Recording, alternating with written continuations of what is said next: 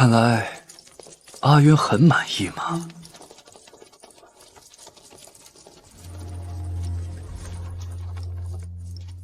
渊儿，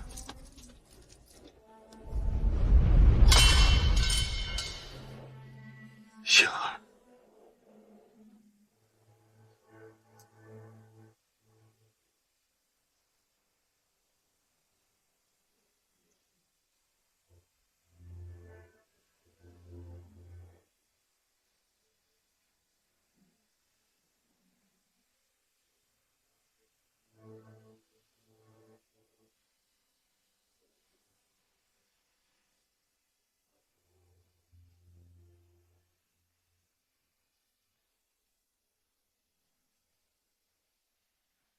对不起啊，这次是我连累你了。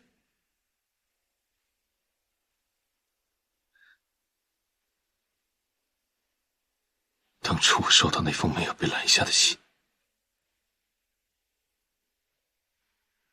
我就已经猜到这个结局了。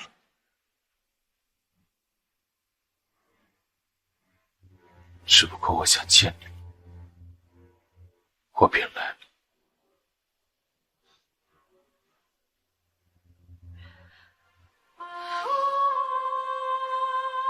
其实，这5年来，我一直有派眼线去南京调查你的消息。你的每一次浴血奋战，我心里都既害怕又欣慰。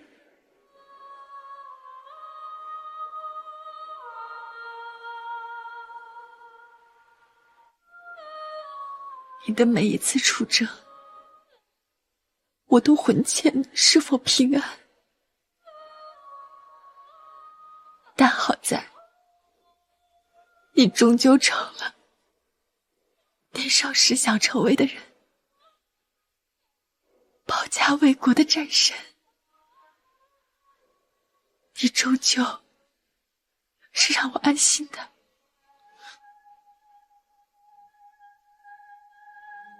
我知道，我一直都知道。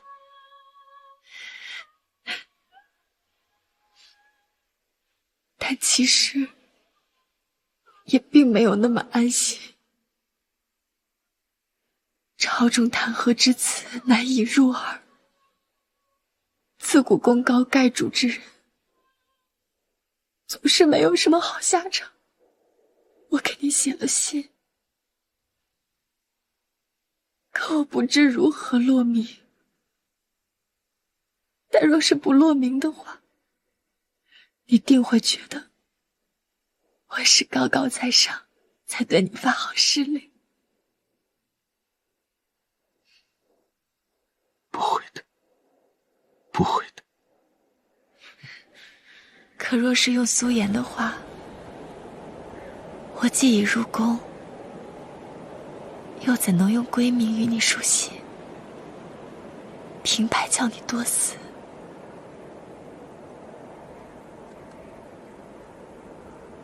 可要是什么都不落的话，你肯定连看都不会看的，对不对？最后那些信就没有送出去，但最后我还是连累了你。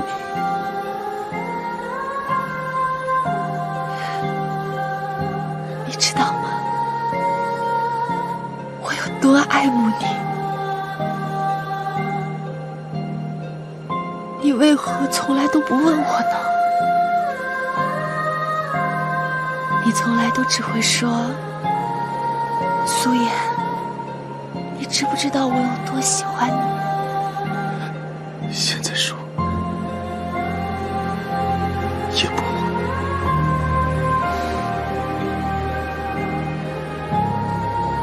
我有多爱慕你，大抵是宇文渊，下辈子就算你不愿意，我也要强嫁给你。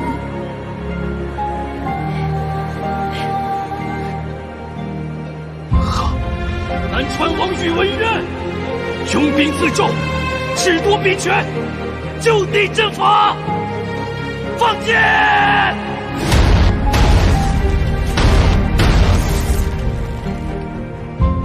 燕儿，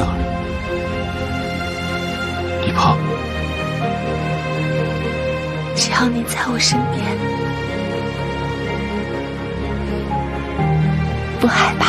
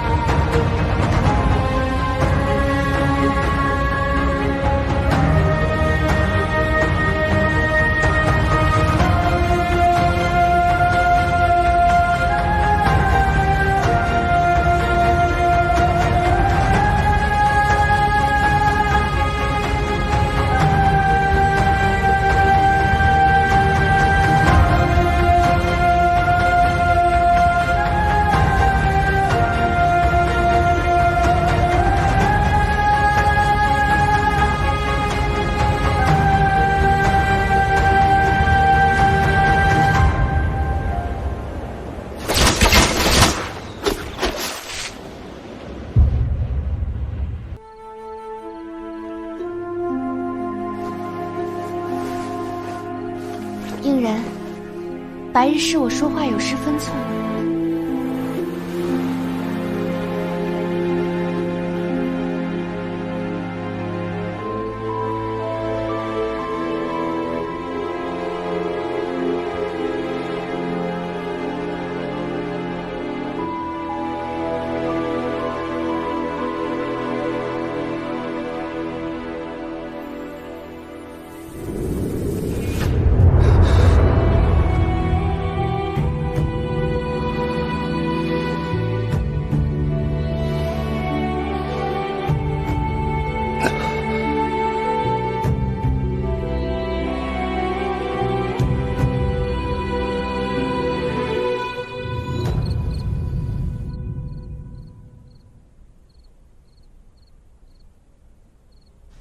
燕儿，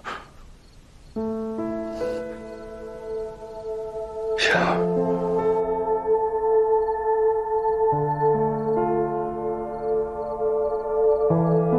为何你的心里始终只有言儿一人？听说有言儿消息了，是吗？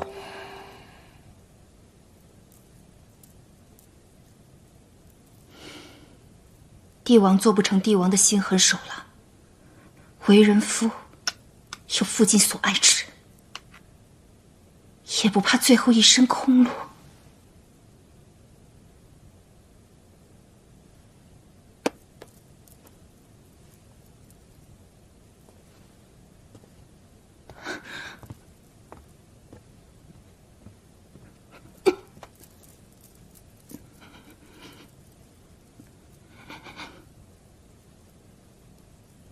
应人，为何我始终不能走进你心里？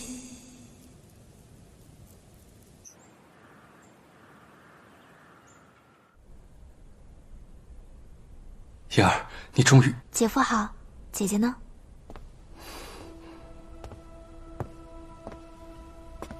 言儿，姐姐。姐姐，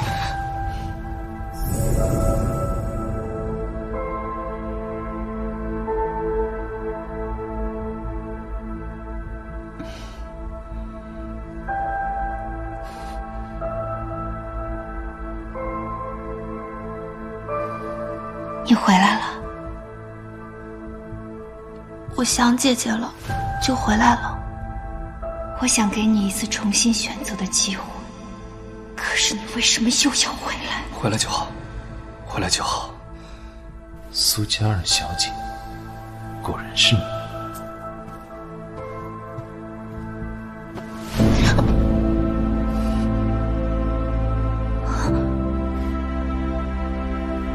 皇兄，这便是我在信中所说的女子。此生我非他不娶。您在胡说什么呀？姐姐，不是。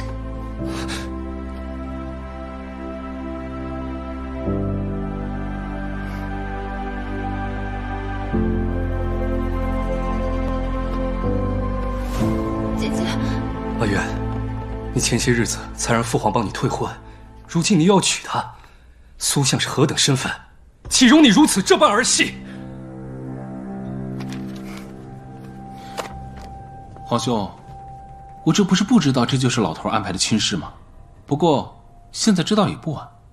我要娶的人，不管他什么身份，我都娶定了。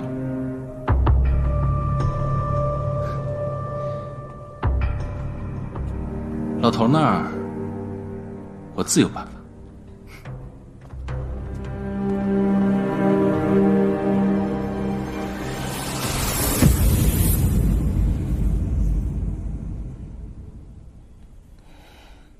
言儿，此前你逃婚，因对方是南川王，现如今你又与他这般亲近，究竟是何心意啊？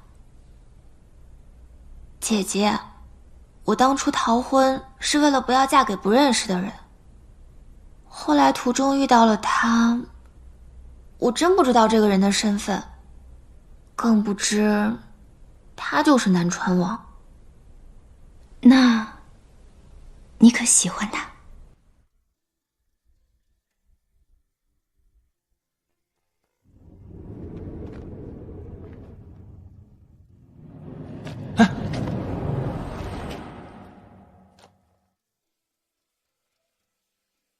记住你的救命恩人雨渊，我会回来讨的。不讨厌，但我更喜欢姐姐。你呀，就知道耍嘴皮子。我们再也不分开了。好，再也不分开。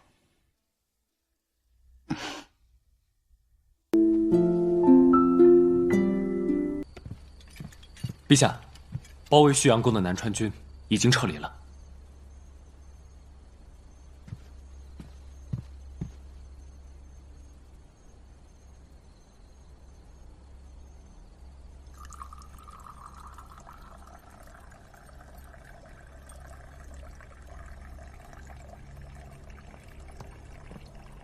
言儿，陛下，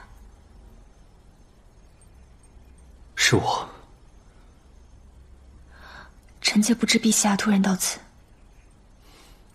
无碍，这些时日琐事繁多，让你费神了。对了，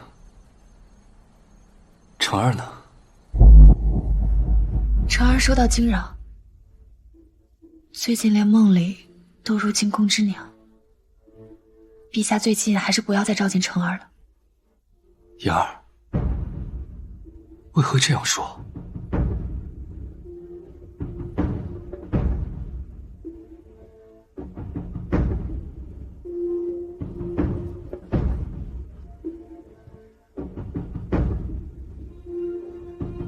小小年纪，本该无忧无虑，却被迫卷入这纷争之中，成为别人争权夺利的棋子。言儿，你此话的意思，是知晓此次行刺背后的主谋是谁吗？不知。那依你所见，此次可否协助宫中侍卫探查到行凶的主谋？若这个主谋位高权重，野心勃勃，陛下又该当如何？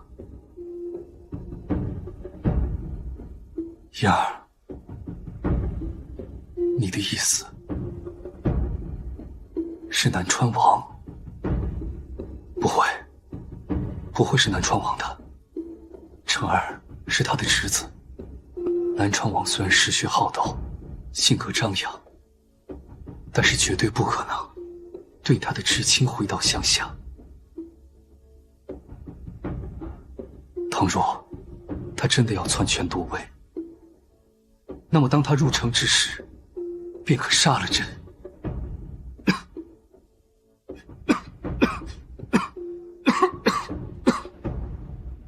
燕儿，朕知晓你与南川王之间有嫌隙，但是陛下，臣妾并未说过，幕后指使之人是南川王。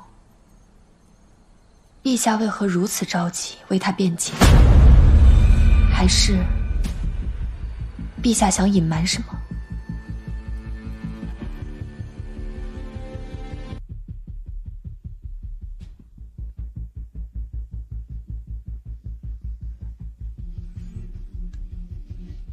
燕儿，你这是什么意思？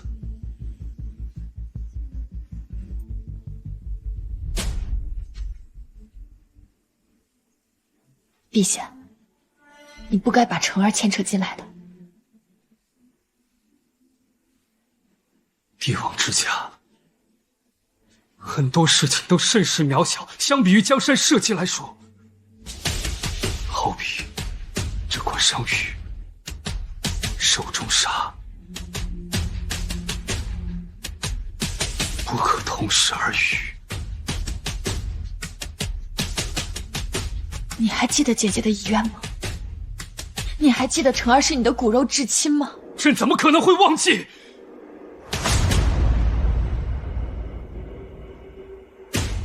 但是朕，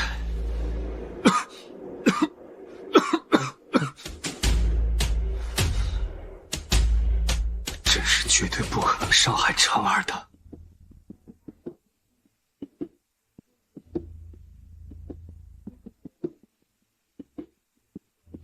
但是燕儿，朕倒有句话想要问问你。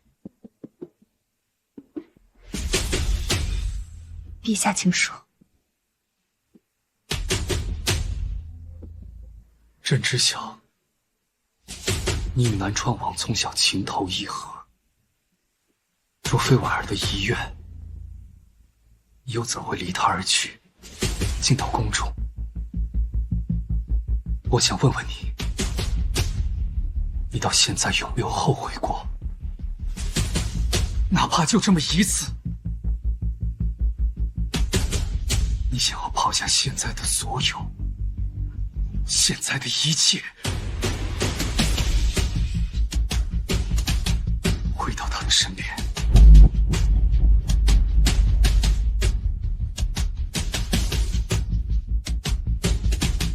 啊！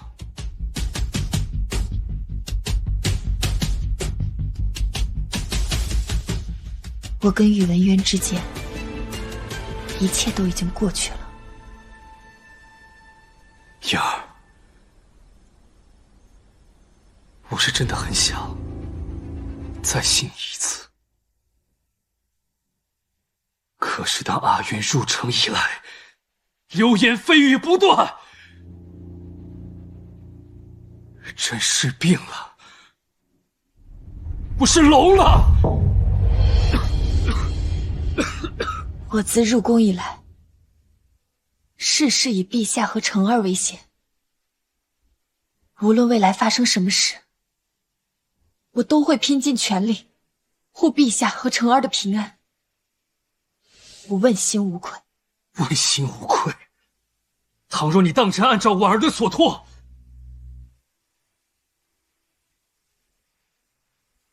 你就不会怀疑朕。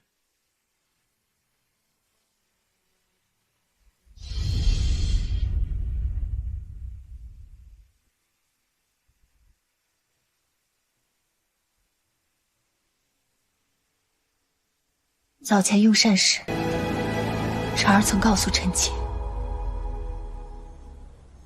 她在南川王身边醒来之前，最后一个看到的人是李嬷嬷。如果臣妾没记错的话，李嬷嬷是陛下之人。倘若你所说的李嬷嬷与我所说之人是同一人，那么我也可以打消你心中的疑惑。你什么意思？早在成儿失踪之时，我便派了宫中所有人调查当日来访旭阳宫的人。1个时辰之前，他们告诉我，成儿失踪之后，李嬷嬷便杳无音信，人间蒸发，毫无任何蛛丝马迹。什么？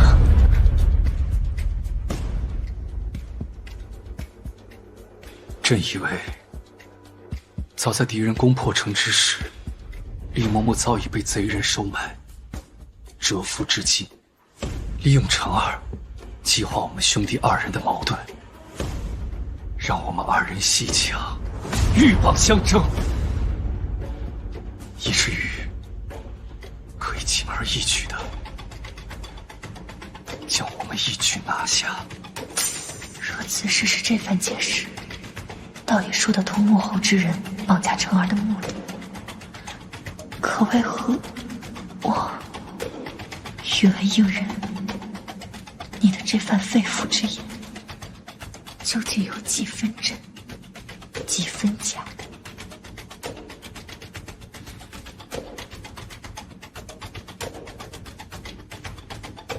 燕儿，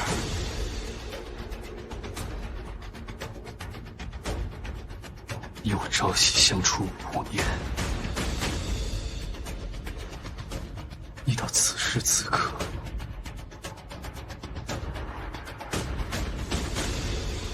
还不愿意相信一次朕？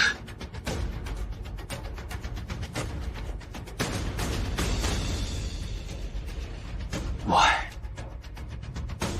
君王本就无情，你不相信朕，也是情理之中。但若是婉儿还在，恐怕不是这番景象。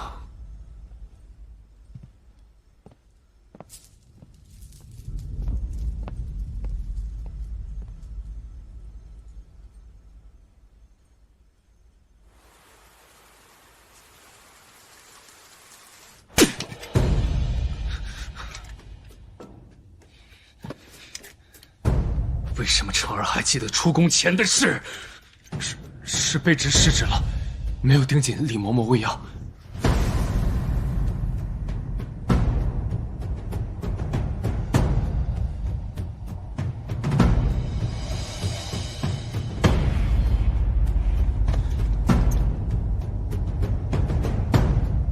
李嬷嬷一生忠心事主，家人与其同宫，厚葬。是，卑职领命。成儿许久没有同朕用膳了，去把成儿接过来。是。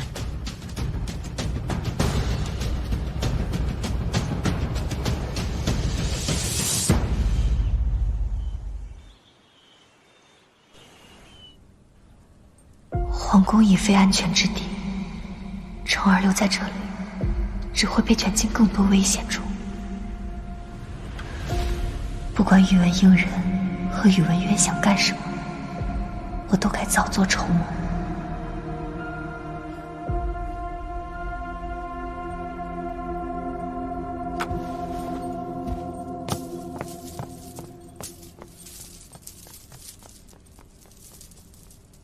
娘娘，成儿呢？刚才陛下派人来旭阳宫，将小殿下接走了。那你为何不追随左右呢？陛下让奴婢在此等候，待娘娘来了，告知您小殿下的下落，以免娘娘您担心。娘娘，怎么了？无事。娘娘，宇文应人把长安带走了，娘娘也去了养居殿。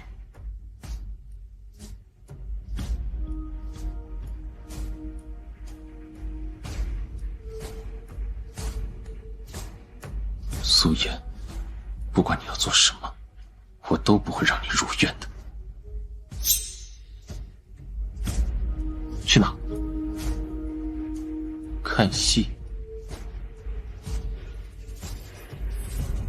看戏？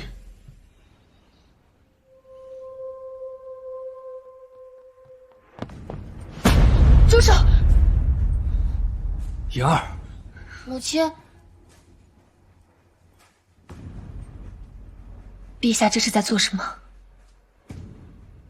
你瞧瞧，辰儿如此这般顽皮，这脸上的饭粒都沾上了，也不自知。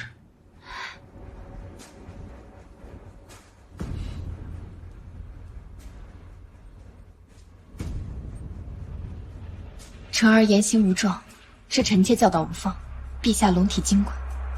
以后这种事情，还是交给臣妾来做吧。辰儿如今正是顽皮的年纪，还需要妍儿多加管束，不然日后怎么能当一国之君呢？辰儿不做皇帝，父皇做。辰儿，你在说什么？陛下洪福7天，又有龙气相助，定会很快痊愈的。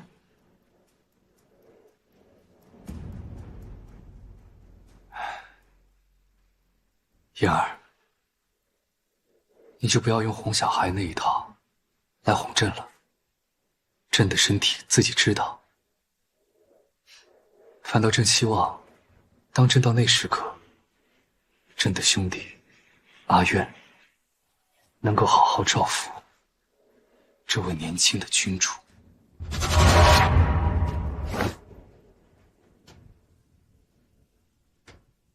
陛下，辰儿还小，以后莫要在他面前再说这些话了。他总会长大的，他总会知道什么叫做生死有命，什么叫做人心可贵。倘若他到了君主的位置，他便会理解朕的苦心。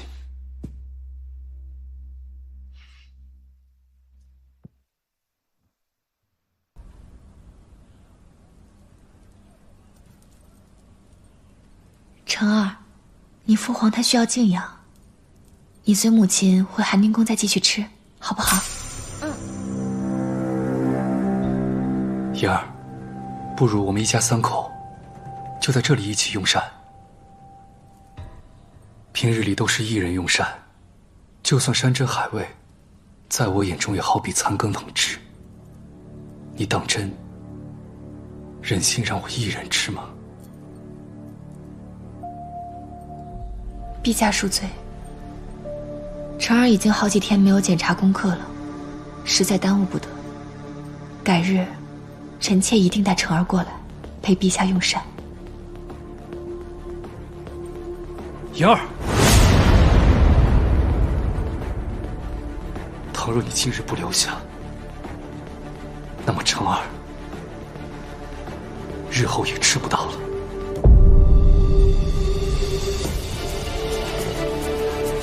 辰儿，来父皇这儿，我们陪母亲，还有我们一家人在这边用膳，好不好？好。好。妍儿，妍儿，母亲，母亲。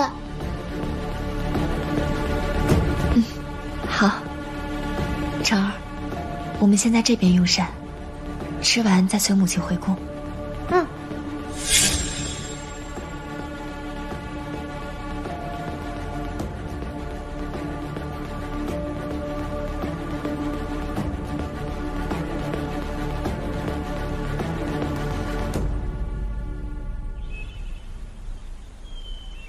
来，辰儿，你最爱的虾仁。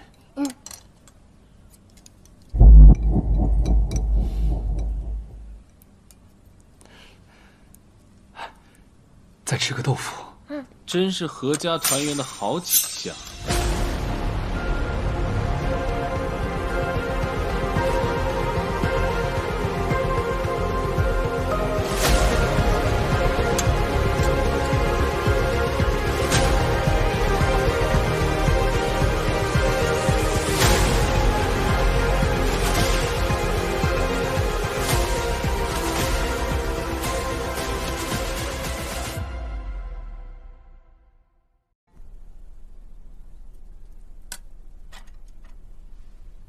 阿渊来了，既然来了，就同我们一起用膳吧。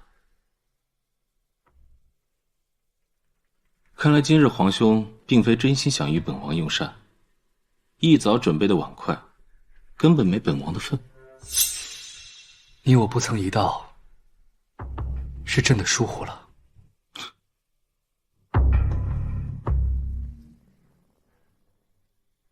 小子，前几日我刚救过你，今日见了本王，为何不叫人？谁教你的礼仪？这么没规矩！皇叔，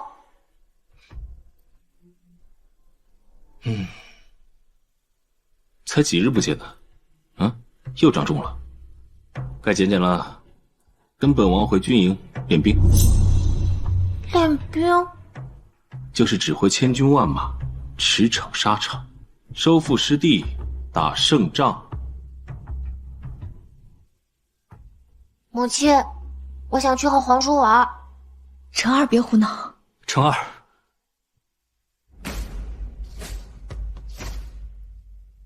成儿是太子，他有君王之道要学习。倘若与南川王同去，那势必会影响学业的。有本王在，他需要学什么治国之道？若是没了本王，大狱早就没了，更别提学什么纸上谈兵之道。走了。南川王，你如今所作所为，莫不是想效仿先人，挟天子以令诸侯？皇兄不提，本王倒是忘了。今日宫中谣言四起，既如此，本王就坐实了他。你要做什么？本王不想做什么，本王只知道你想做什么，本王都不会让你如愿。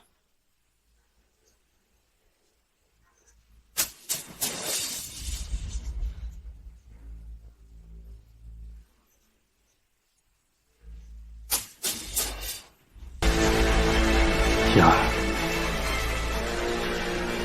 如今这般情景，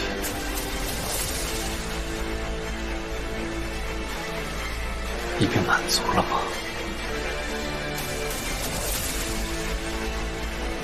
陛下什么意思？我什么意思？你以为朕要害臣儿，但是你却让南川王带走臣儿。若是臣儿有什么三长两短，你如何向我儿交代？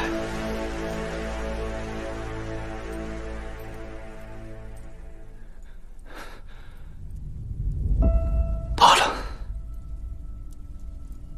臣儿相信阿渊。既然如此，我也希望他不会将对你我二人的不满迁怒于孩子身上。陛下说的是，但我想，比起宇文渊会给他带来的伤害，至亲之人的利用，更加让人难以接受吧。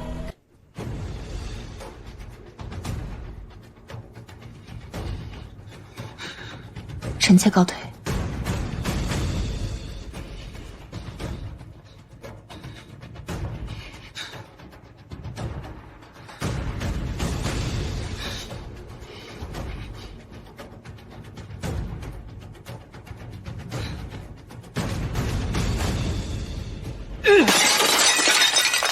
皇上息怒！滚！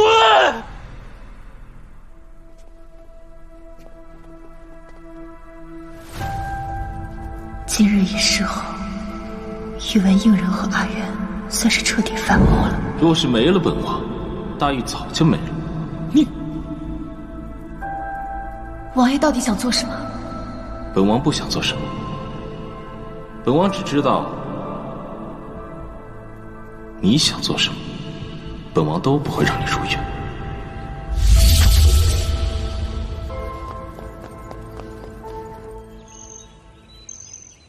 小子，是我厉害还是你师傅厉害？当然是你啦。可以啊，小子，选了当年我亲手雕的木剑。皇叔过奖了，晨儿很喜欢这把剑，能送给晨儿吗？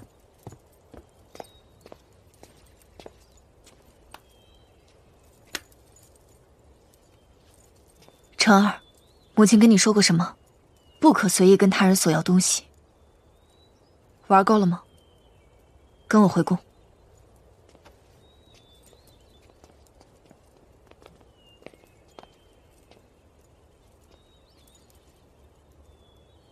想不想要这把剑？想要这把剑，打赢我就给你。母亲，晨儿想和皇叔玩。王爷想必事务繁忙，就别让晨儿留在这里打扰你。娘娘，你这是又想过河拆桥吗？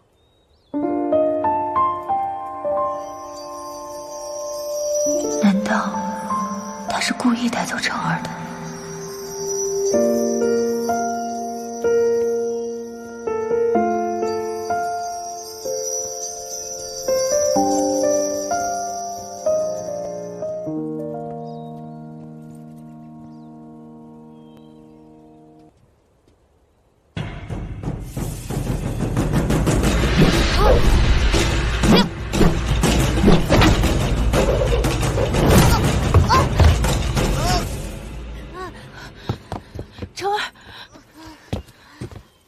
晨儿，你没事吧？就是屁股有点疼。孩子还小，你就不能下手轻一点吗？战场之上，生死面前，想杀他的人，可不会顾及他是一个孩子。他作为一个储君，你竟连这点苦头都舍不得给他吃。果然，慈母多败儿。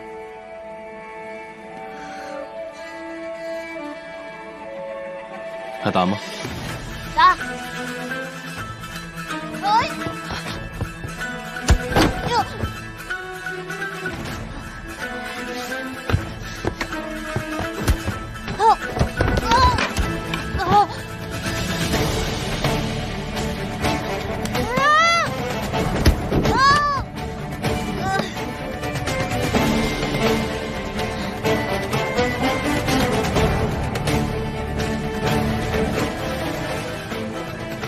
还打吗？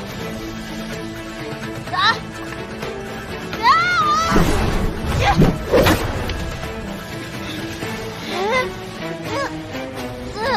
小姐，皇叔，你输了。你没事吧？娘娘这是在关心我吗？一个孩子的力气都能戳痛你，堂堂战神也不过如此吗？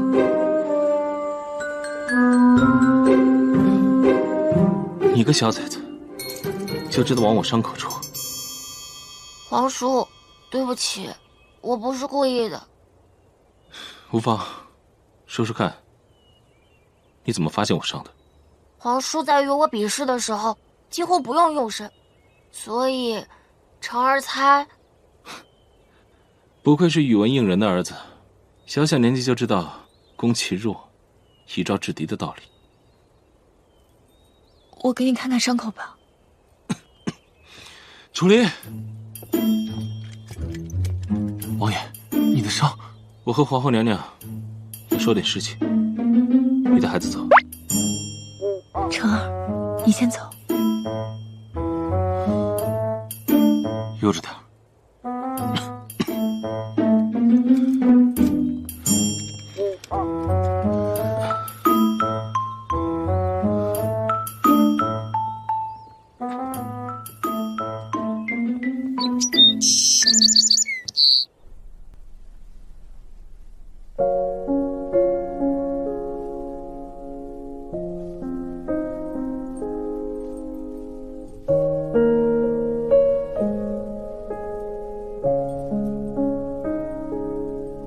素颜，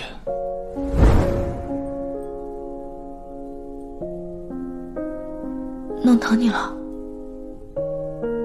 没有。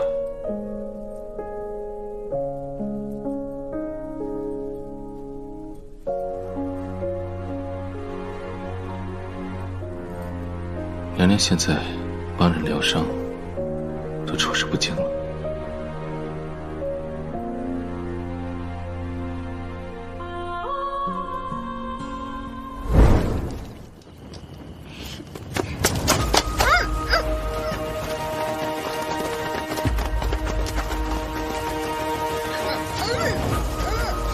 不想死就别说话。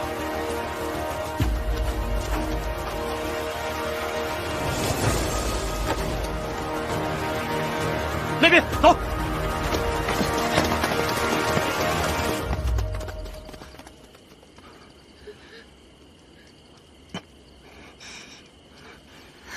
你到底是谁？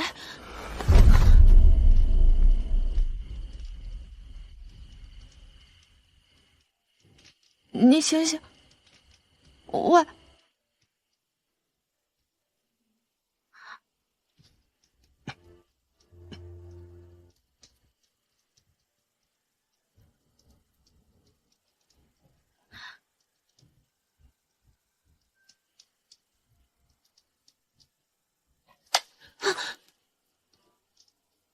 我都不怕，你怕什么？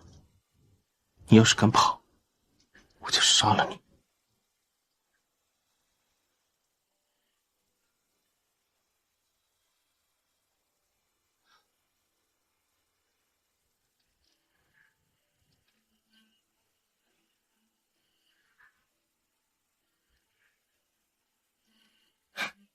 真是好骗，说什么都信。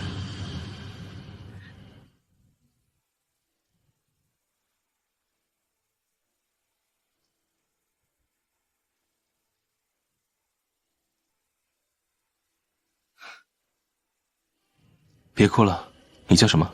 素颜。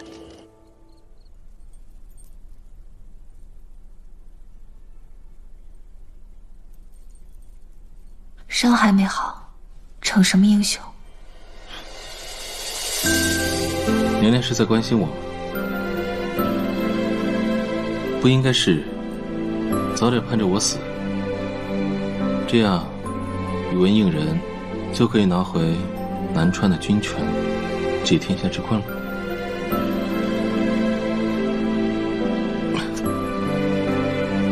素颜，你疯了吗？止血呢，王爷忍着点。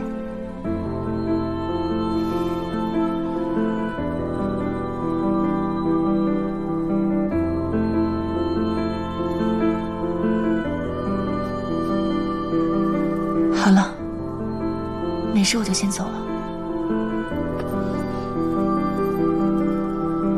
素颜，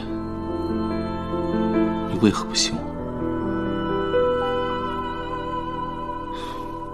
知道你有防人之心，防人之心不可无。但是我想说，你防着我这颗心，是否也对宇文应然这样？此事与你无关。那你要做的事情，也与我无关。我不过是想在这乱世之中，为成儿谋得一线生机。至于权力，你们要争便争，与我无关。可要是我争的，不仅仅是皇位呢？你，我这个人很贪心的，江山和美人，我全都要。贪心不足蛇吞象，王爷小心得不偿失。甘之如饴。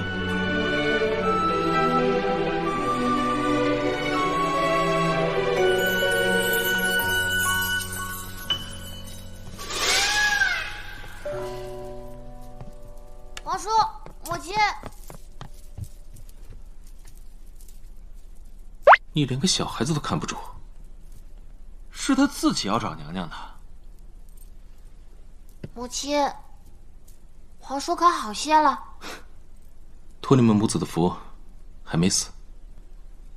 皇叔说话可算数。什么？嗯，送你。谢谢皇叔。成儿，伤还没好。无妨，走，咱们出去练剑，好不好？嗯，好。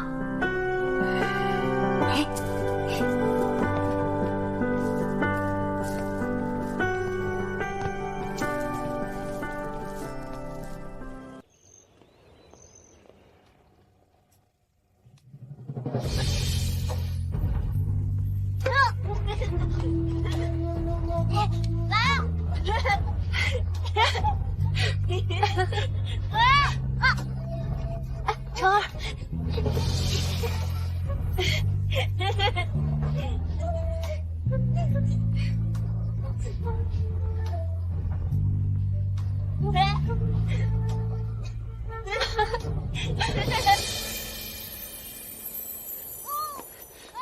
阿渊，你别闹了。成儿，成儿，小心点儿。好了好了好了，别闹了。孟闯，你瞧瞧，他们三人是不是更像一家三口？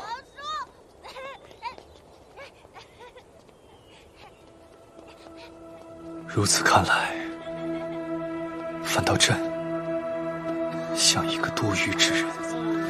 陛下，娘娘跟小殿下也是无奈之举。无奈之举。眼下南川王大权在我，小殿下又被扣押做人质。娘娘这么做，也是为了保护小殿下，保护陛下呀。是啊，言儿也是为我。下去吧。是。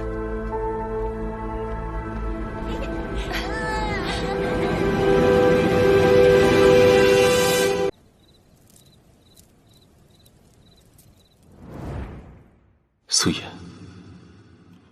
你为什么不信我？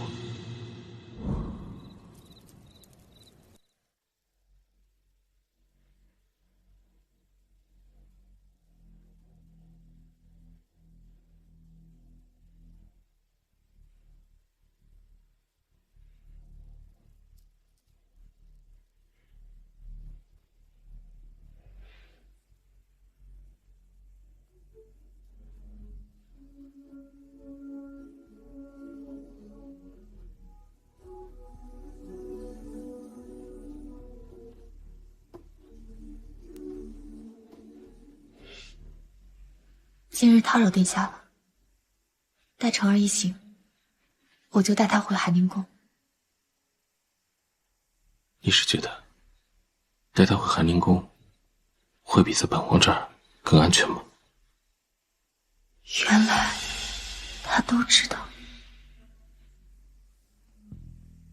还是说你自始至终没有信过我？我只是想你好好的，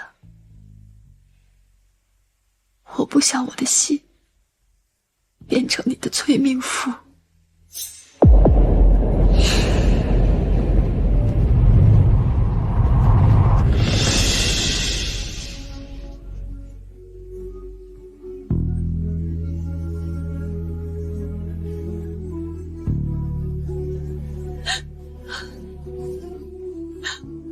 月月，你不要再动摇我了。你敢推开我试试？这次，不管你说什么，我都不会放开你了。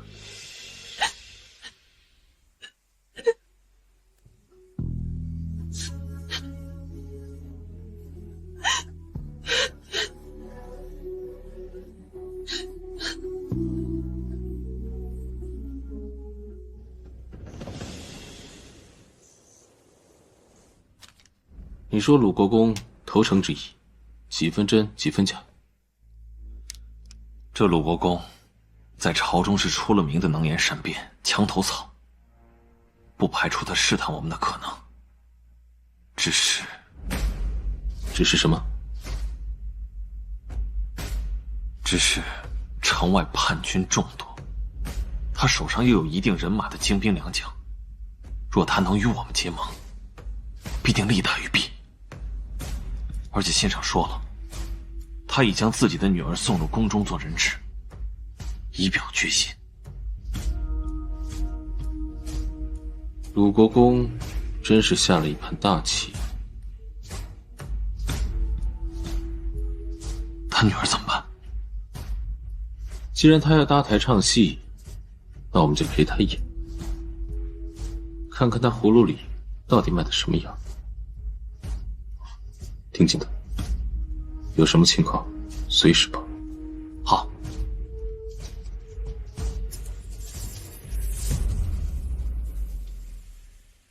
陛下，人到了。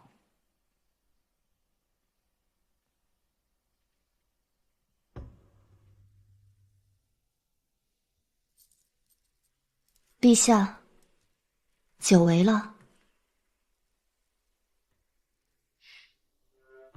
月儿，没曾想，你的美人计也有碰壁的一天。人有失手，马有失蹄。这次再进宫，一定报了那日羞辱之仇。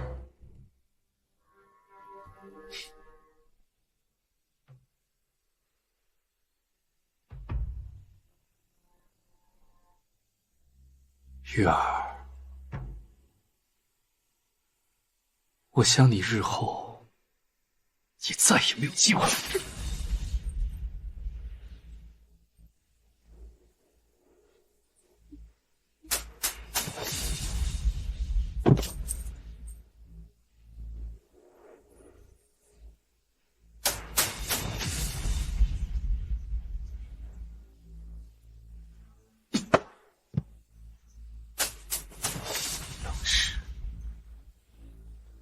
不该欺负妍儿，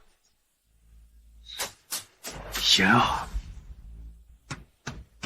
才是我唯一的皇后。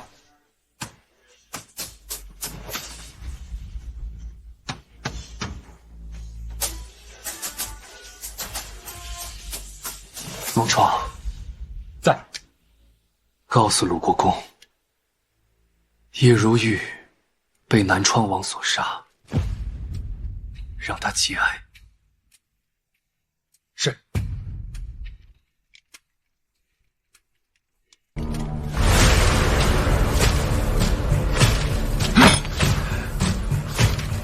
我的玉儿，我的玉儿，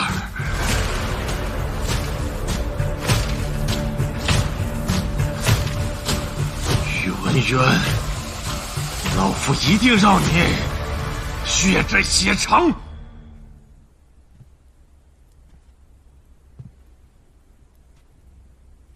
昨夜，孟闯约见了鲁国公，还有叶如玉死了。有没有一种可能是，孟闯他早有反心，想联合叛军，去杀了陛下？楚离啊，你还是太年轻。孟闯是朝中有名的忠臣，家族世代辅佐君王，若非宇文应人的授意，你觉得他怎么会在这个时候出宫见鲁国公呢？你是说他想借刀杀人，借鲁国公丧女之头，逼他狗急跳墙？为什么？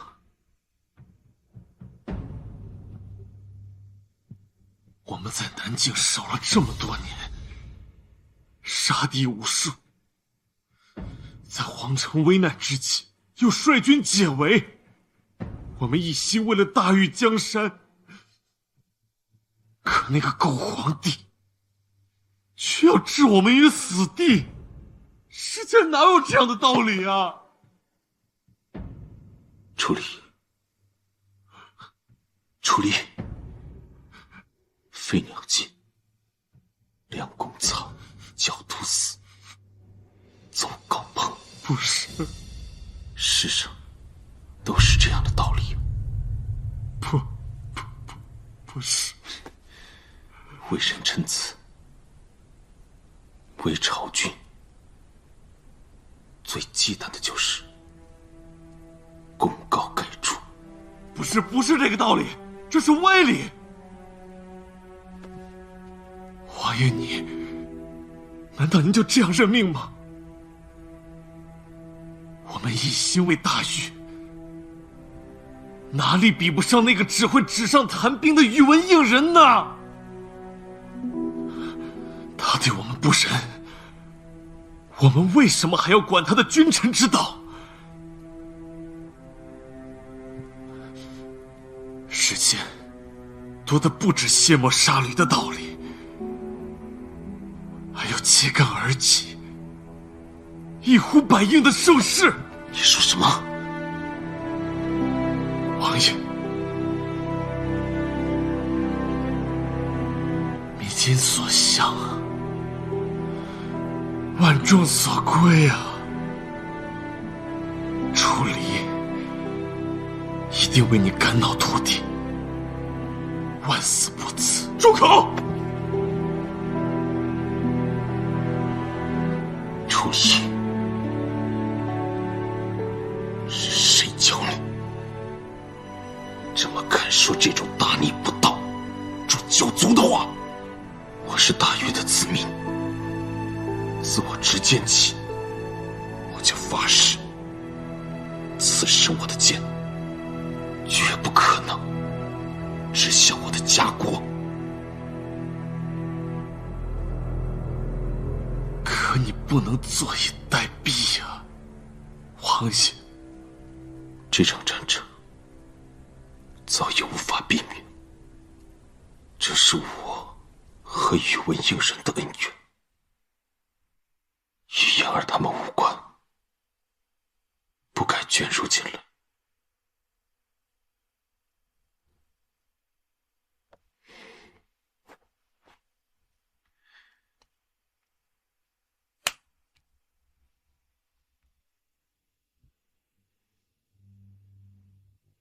今夜，你务必送宇文承恩出宫。为什么？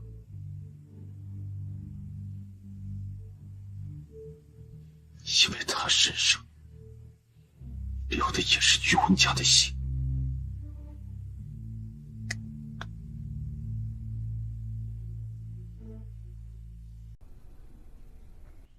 以后嫁人别嫁读书人，不会武功，保护不了你。哦，也不能嫁，俸禄少的。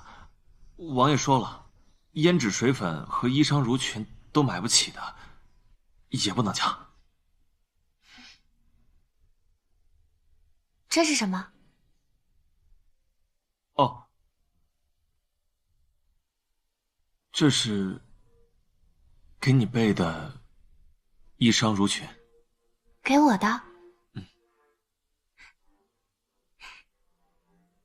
谢谢。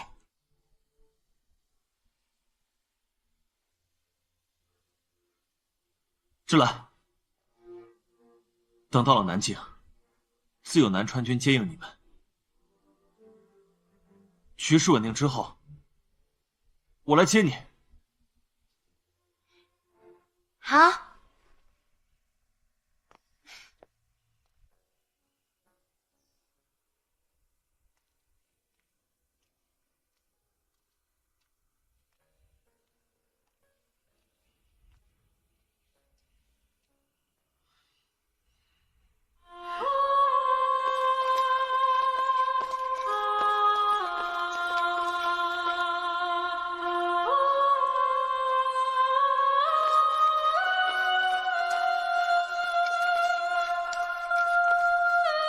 南川军叛乱，格杀勿论。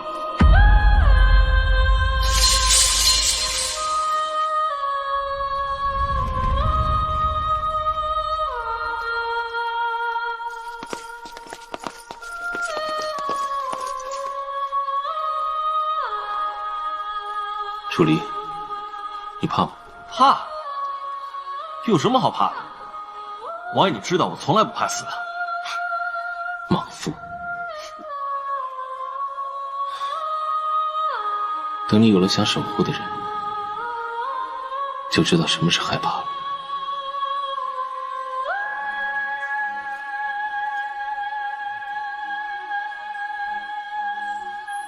楚将军是要拦我吗？我送你。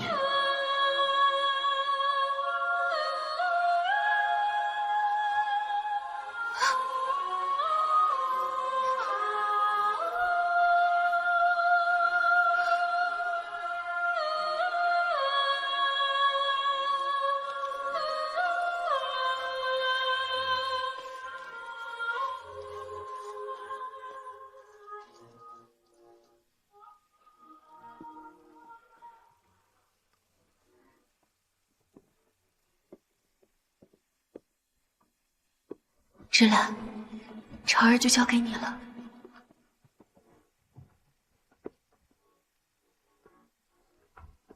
庶子敢耳！老夫今日要砍你头颅，将你挫骨扬灰，以为我玉儿在天之灵。蠢货果然只配当刀使。热爱百世界是点点被佛咒的记忆，我应该清醒，生命也还算公平。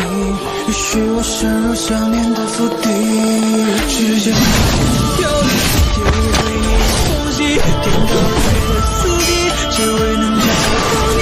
我被重新命名，相遇也被重新定义，在九月天拥抱你。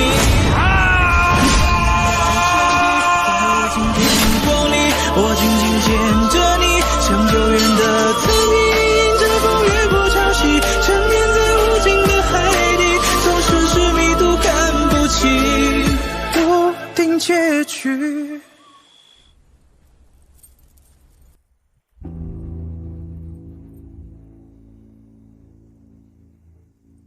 妍儿，你还是来了。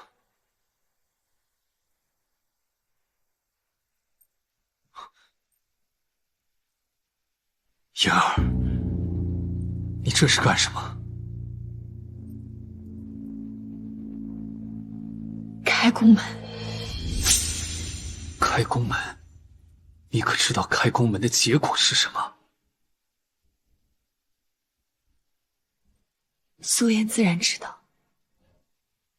开宫门意为现降，但这至少可以给宫外的南川军一丝喘息的机会。如今楚离不在，南川军队无法调离，但只需片刻，以宇文渊的本事，不管是逃兵也好，退兵也罢，他一定有机会活下来的。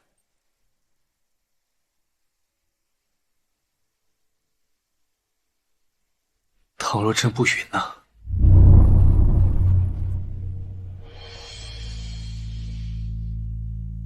陛下病重，我既摄宫中事，自当有此权利。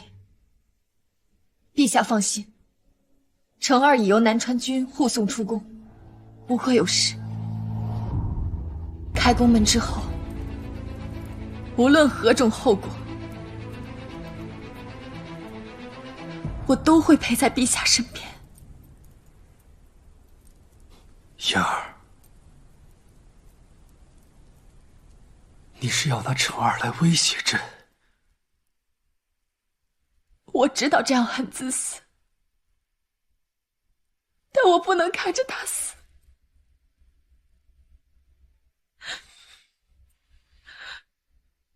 我负过他，伤过他，还贸然去招惹他，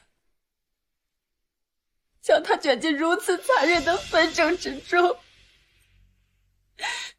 但只要他还活着，便能守护江山社稷，是有用的，陛下。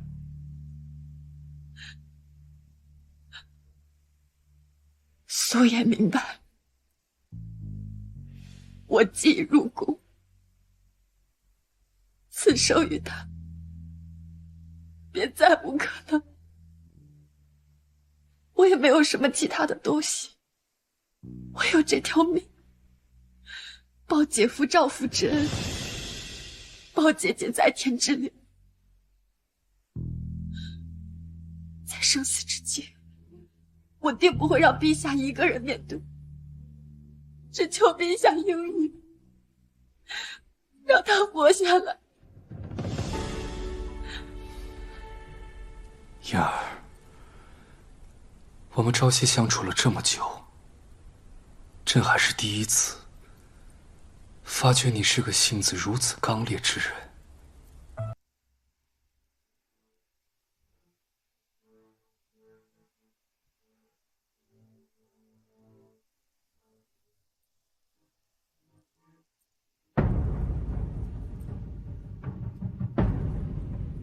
去把偏殿的酒拿来，我们喝一杯，就当是此生诀别。喝了酒，朕就下令开宫门，可好？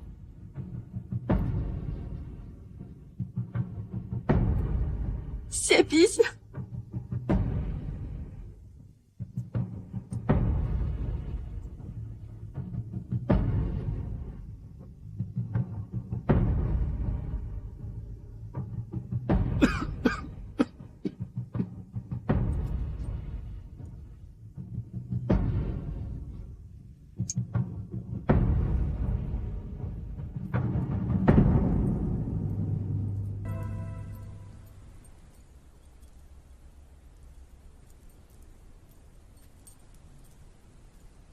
苏颜，你究竟有多爱慕他？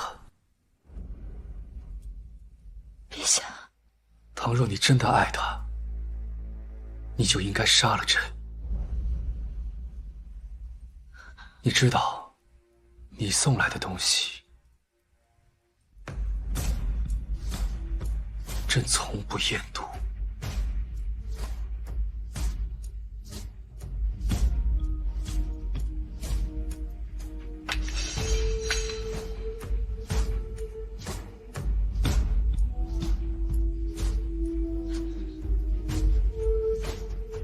这就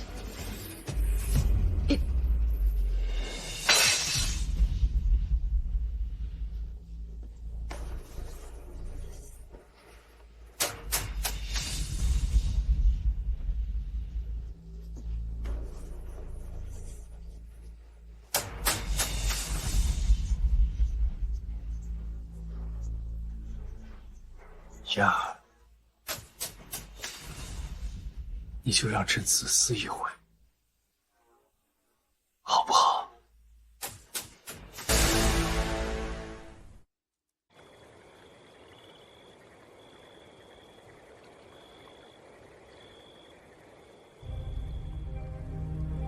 燕儿，当日陈王跟誉王叛军逼宫之日，你之所以应承，与其说是那封求救信，不如说是你对那个男人的信任。你以为等他来了，便可平安无虞。可是燕儿，这一次，朕怕是不能让你如愿了。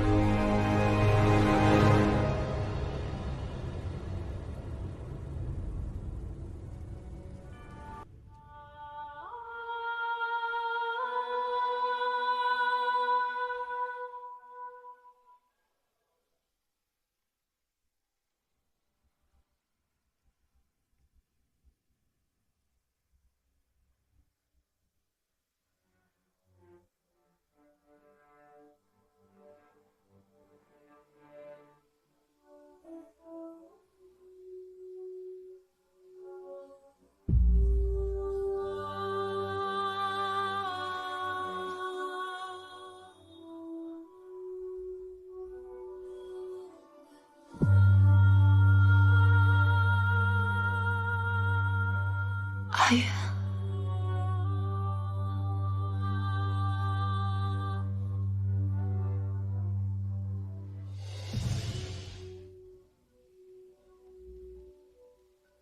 阿渊，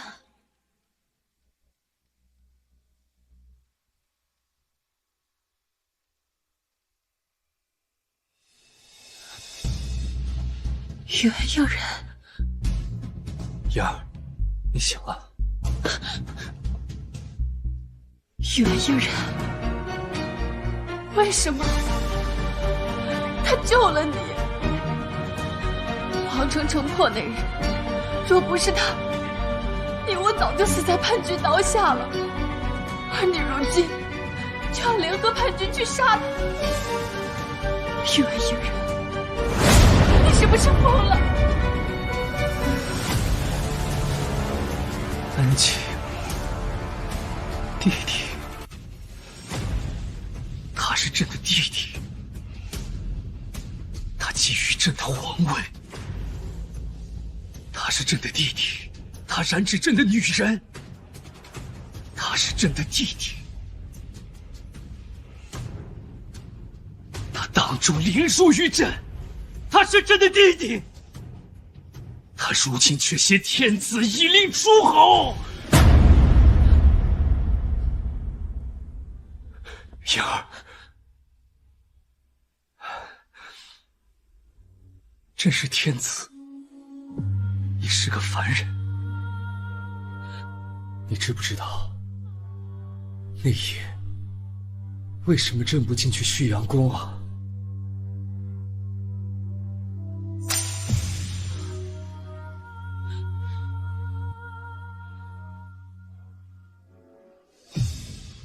朕知道，宇文渊对你情根深重，他爱而不得，他此番前来就是为了你。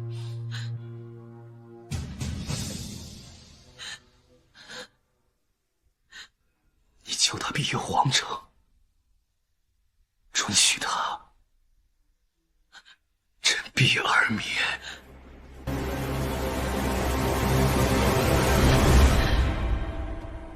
你真是疯了！对，朕错了，朕没有保护好你，是朕的错。不过没关系，马上鲁国公就会砍下他的人头，而朕要将他碎尸万段，来为你赔罪。不要！宇文佑人，这一切都是我自己愿意的，是我欠他的，你不能杀他，他是为了守住大禹江山，不是为了我。而且鲁国公为人阴险狡诈，你与他合谋那是在与虎谋皮。如今江山未稳，朝野上下都忌惮南川军，若宇文渊出事，南川军必反。你不能杀他！为了大禹，对，为了大禹，他是为了来抢朕的东西，他是为了抢走朕的妍儿。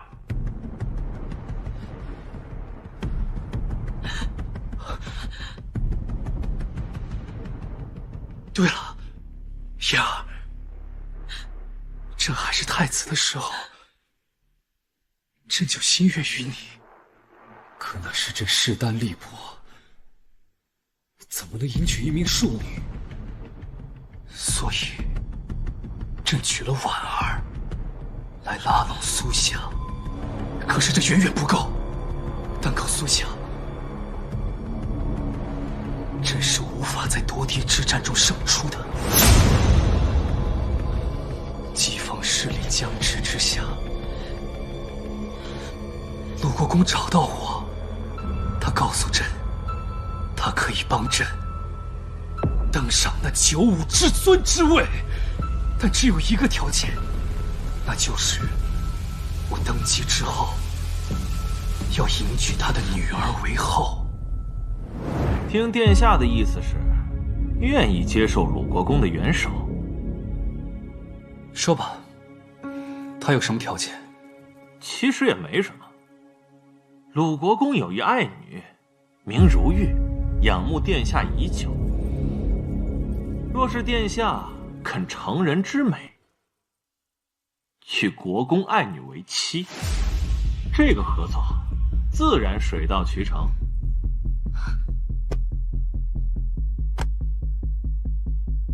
鲁国公怕不是糊涂了，本宫早已娶妻。听闻殿下的发妻苏婉抱恙多年，若是久病不治，病势加重，应该也很正常吧？殿下聪慧过人，应该能明白在下的意思。苏婉乃是我结发夫妻，她一心为我同舟共济，同甘共苦，从未行差踏错。我是绝对不可能加害于她。殿下一时的责任和一世的权柄，孰轻孰重，殿下应该能权衡。若是殿下执意如此，鲁国公爱女心切，只怕不会善罢甘休。殿下该知道，成大事者切忌妇人之仁。若是殿下连江山都守不住，又何谈守住发妻？何谈守住尚还年幼的小殿下？恭候殿下的好消息。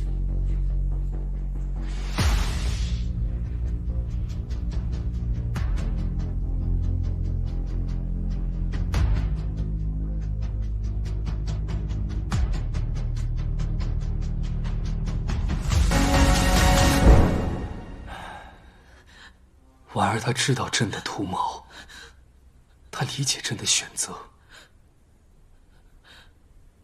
她爱朕，到最后，此一局的确是朕负了她。所以，我姐姐是死在你的自私虚伪之下，因为应人是你杀了她。我没有，我没有杀他。婉儿爱我，她是为我自愿而死，我也待她不薄。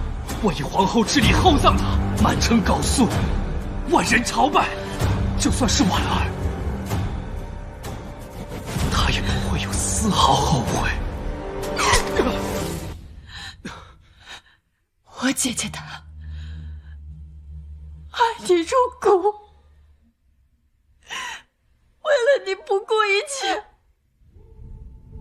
直到他临死之前，他都不敢奢求你的爱，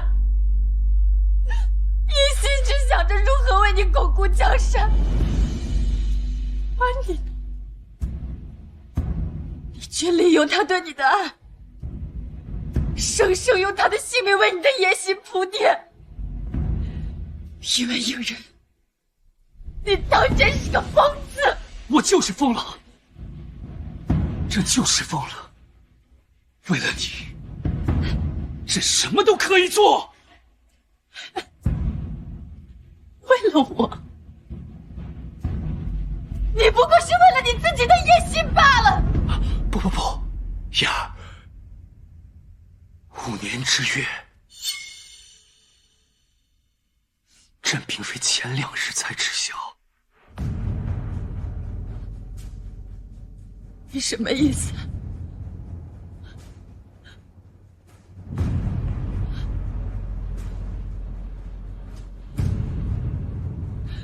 朕知道，你终究是要走的。你要去找你的少年郎。可是朕，难道真的要放你走吗？朝野动荡，叛军攻城，南川王冲冠一怒为红颜。我向南川王发了求救信，但若是8000人守不住皇城，就别怪本王灭了他九族。唯一能选的，只有如何去死，为谁死。所以，你知道他会来，这一切都是你设计好的，是吗？南川王觊觎朕的地位已久，为夺权，直谏弑君。可是朕未雨绸缪，与鲁国公联手，将其捉拿，削兵夺权，将南川王斩于马下。才化全了阵场。夺嫡危机，燕儿，燕儿，你觉得这出戏朕唱的如何呀？南境南川王重兵在握，朕便借此东风将他引来，一网打尽，断了你的念想，又解除了这一祸患，可谓一举两得。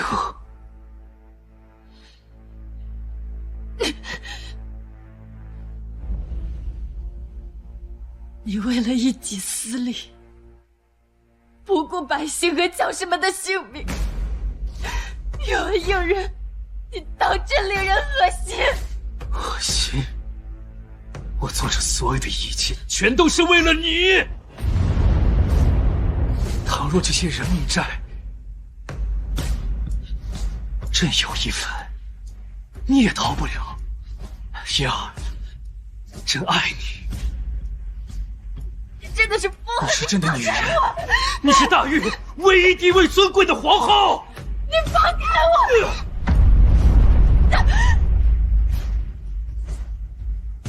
你要去哪儿？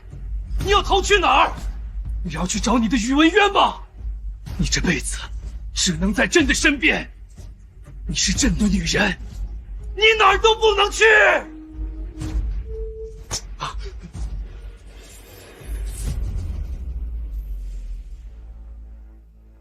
我就算死，我也不会跟你在一起。好，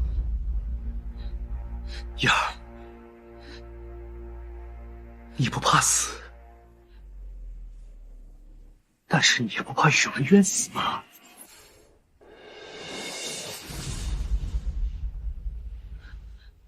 宇文应人，你想做什么？朕站在你面前，你心里还是想着他。就算朕站在你面前，你还是想着他。5年，朕将这全天下最好的东西都给了你。宇文应人，你到底要做什么？朕顾及你的意愿，从不勉强你。然而你的心里就只有他，只有那个对你百般折辱的宇文渊。凭什么？凭什么？凭什么？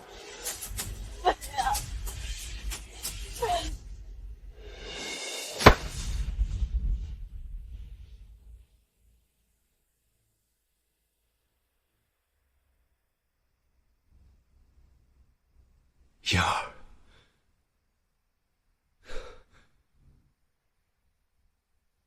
再帮朕一次，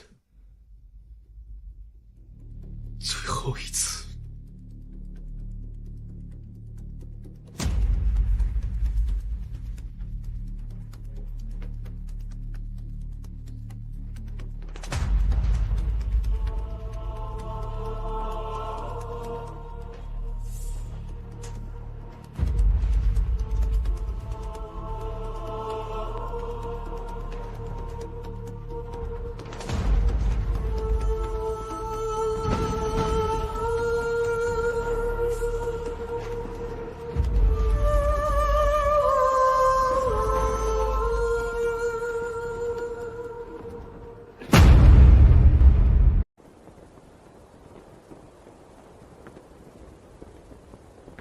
阿渊，你竟然还活着，正好。来看看朕为你领的圣旨。你不想看？阿渊若是不想看，那朕就亲自给你念一念。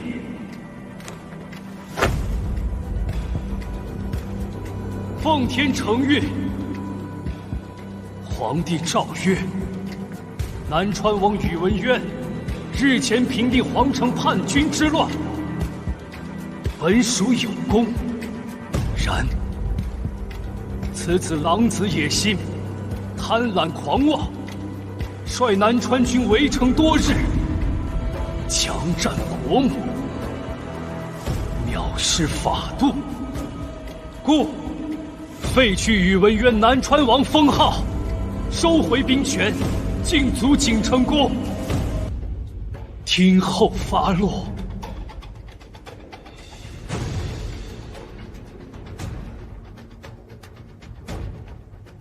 南川王，不对，罪臣宇文渊还不跪下，领旨谢恩。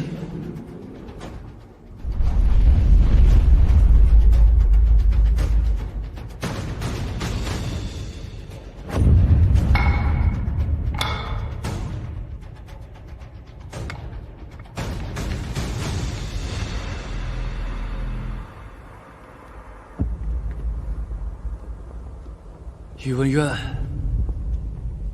你什么意思啊？莫非你想抗旨不遵？本王觉得已经非常明显。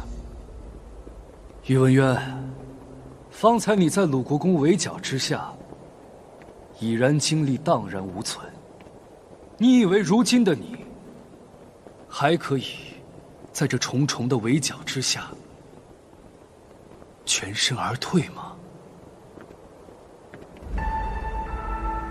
应人，你觉得我想过逃？宇文渊，莫非你是要坐实这叛国之罪吗？你明知道我不会背叛大义，更不会弑君夺权，你让我死，大可赐一杯毒酒，或者命这些手下万箭齐发，你迟迟不肯动手，甚至不惜叛军攻城作为棋盘引我入局，刺激鲁国公，将我围杀。你想让我死得干干净净，与你毫无关系。如今我兵临城下，你现在百般挑力逼迫，无非就是想再挑起战事，可以名正言顺地除掉我。若是你还为我收敛尸体，说不定还可以落一个明理贤君的名号，享誉天下。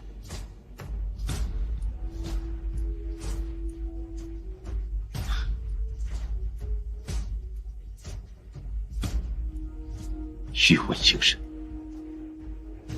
这大禹的江山落在你手里，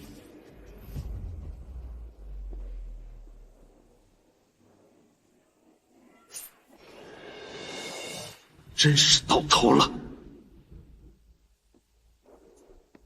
好，好，好！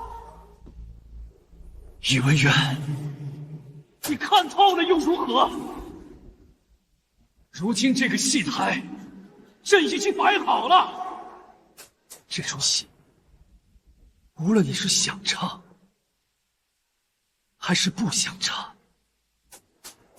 你都得唱下去。若本王不呢？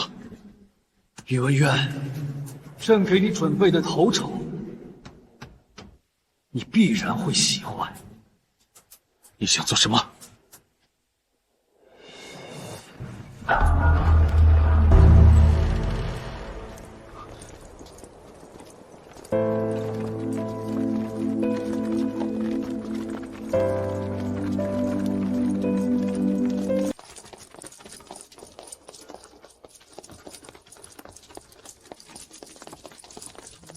雪儿，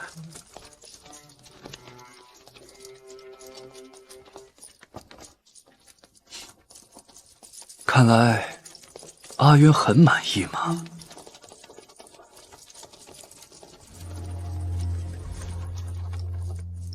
雪儿，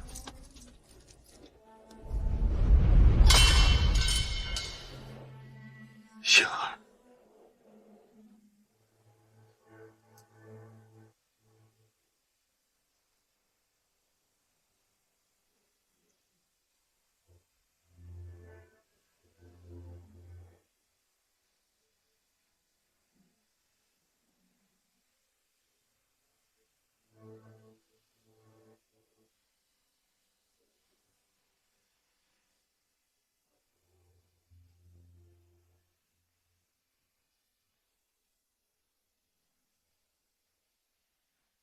对不起啊，这次是我连累你了。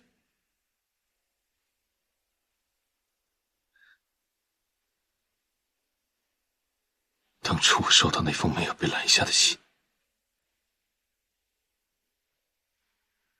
我就已经猜到这个结局了。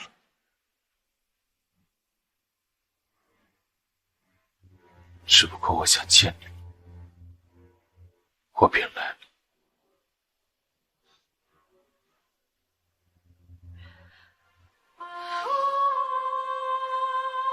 其实，这5年来，我一直有派眼线去南京调查你的消息。你的每一次浴血奋战，我心里都既害怕又欣慰。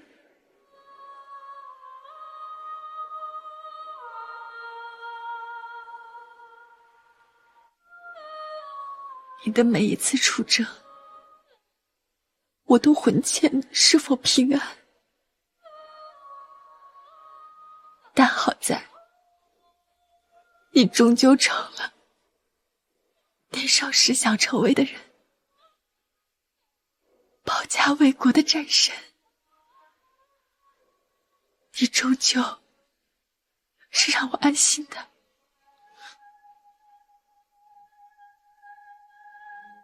我知道，我一直都知道。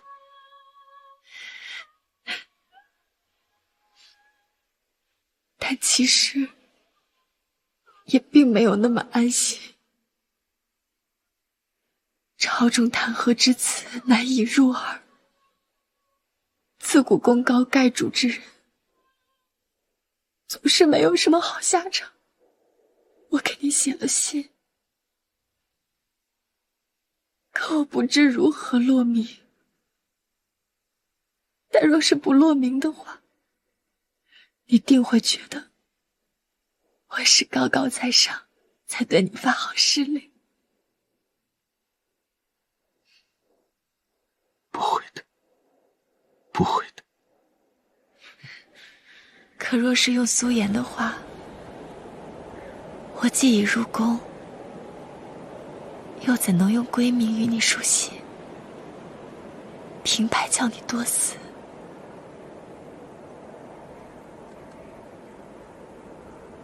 可要是什么都不落的话，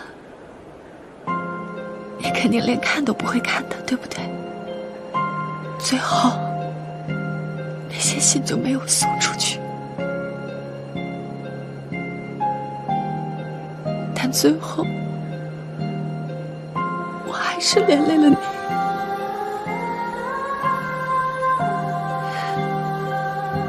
你知道吗？我有多爱慕你，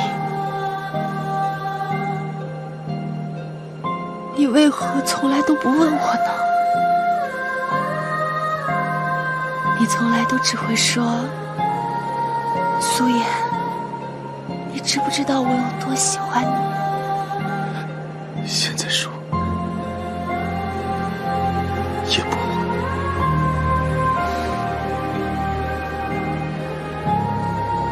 我有多爱慕你，大抵是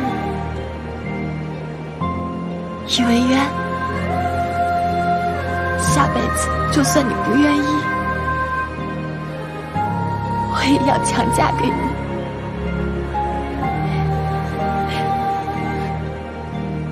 好，南川王宇文渊，拥兵自重，智多兵权，就地正法，放箭！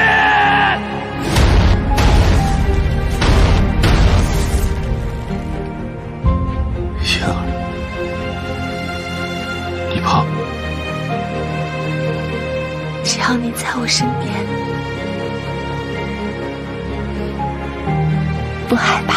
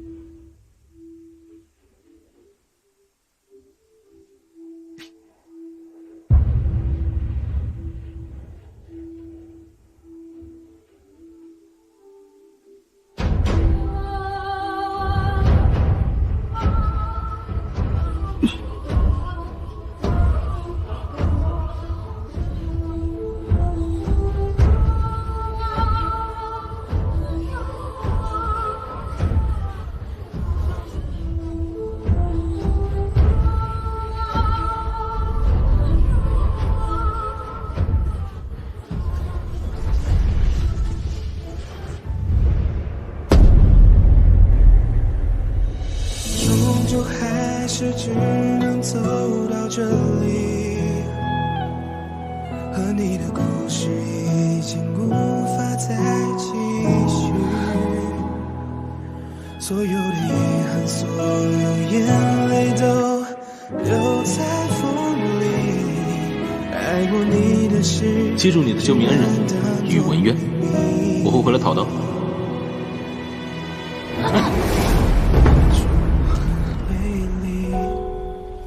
是看着你离去，此生我非他不娶，以后不许再有其他的男人了。不敢想我们的以后是怎样的关系。你对我就这么点耐心吗？我只是想你好好的，我不想我的心变成你的催眠符。失去了你，还是会想你，放不下你，你总是出现在我每一个梦里。从此剩我一个人留在原地，不敢打扰我，只能放弃了回忆。爱过的人要我怎么忘记，已经回不去。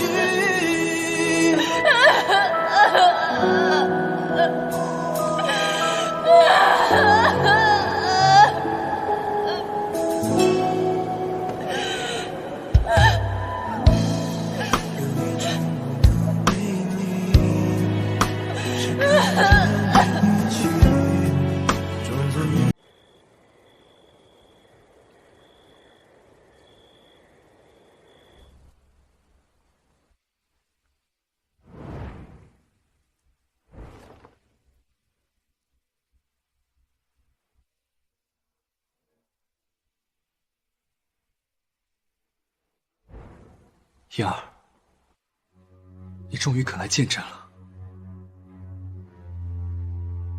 你来了，燕儿，你想通了。事到如今，陛下说这些又有什么意义？燕儿，他已经死了，这所有的一切都已经结束了。是，终于要结束。燕儿，我答应你，我会好好照顾你，我会把这天下最好的东西全都给你，会带你看万里河山，去看这天下太平。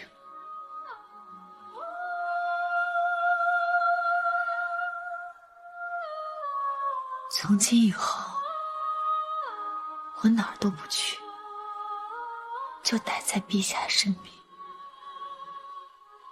燕儿，你此话当真？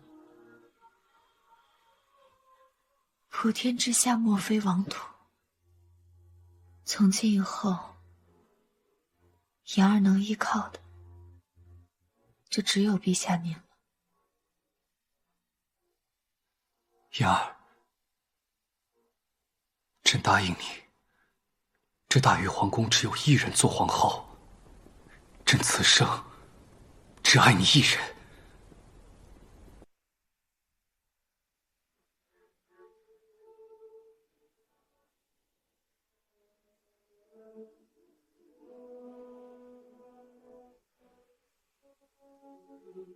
燕儿，这是陛下与我大婚之时，我们都还没有喝过合卺酒。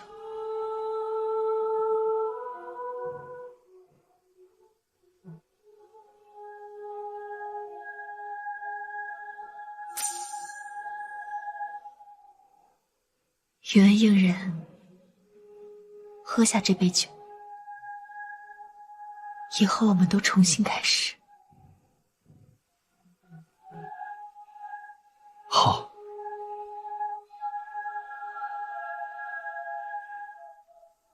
燕儿，你这是终于接纳朕了。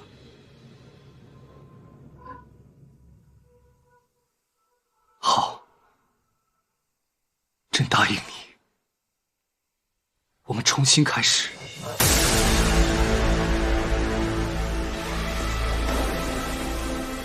倘若你真的爱他，你就应该杀了朕。你知道，你送来的东西，朕从不厌妒。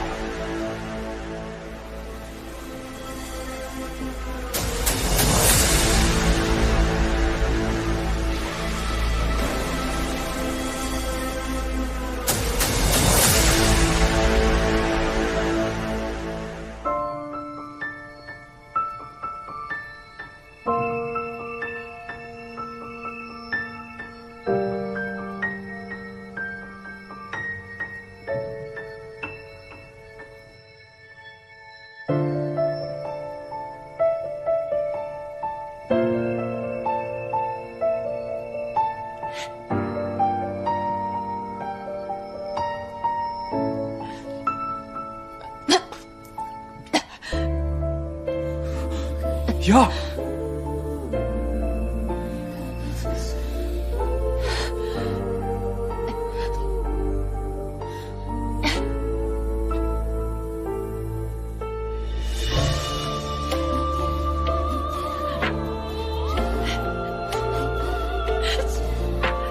姐姐当时也很痛吧？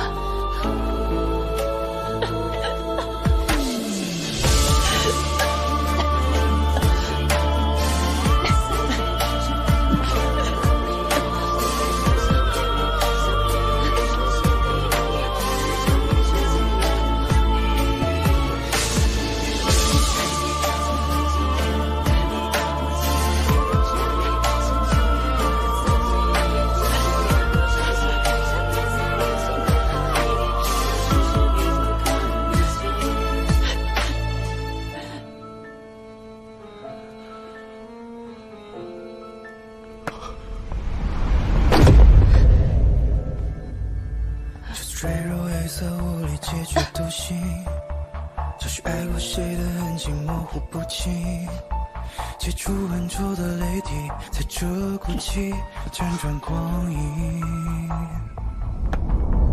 心存一片完全无药可医，或者对着眼片语刻骨铭心，或者你如结冰溃败逃离，任由痛湮灭爱的专属领地。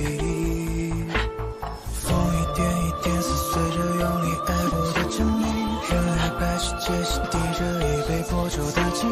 我应该清醒，生命也还算公平，也许我深入想念的腹地，时间漫天飘零，跌入回忆缝隙，颠倒日月四季，只为能找到你。万物被重新命名，相遇也被重新定义，在昼夜之间拥抱你。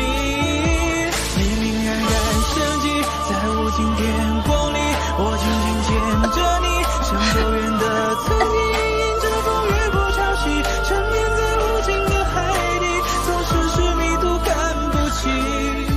时间漫天飘零，跌入回忆缝隙，颠倒日月四季，只为能找到你。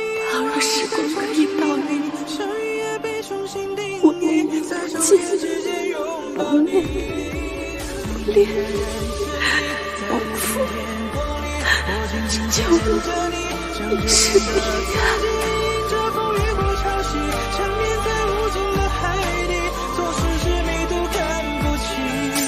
笃定结局。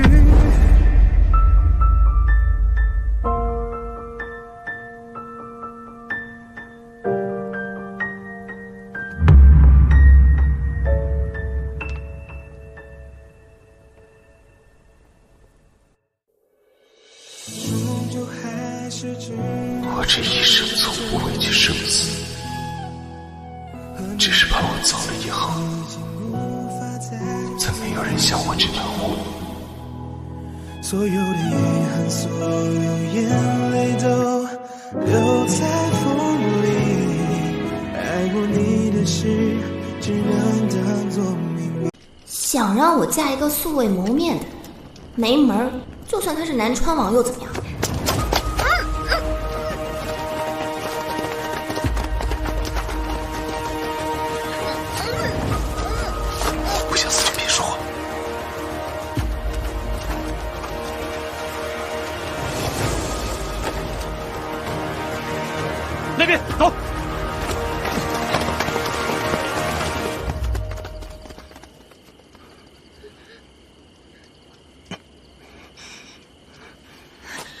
底是谁？这是我们第一次相遇。你醒醒！喂！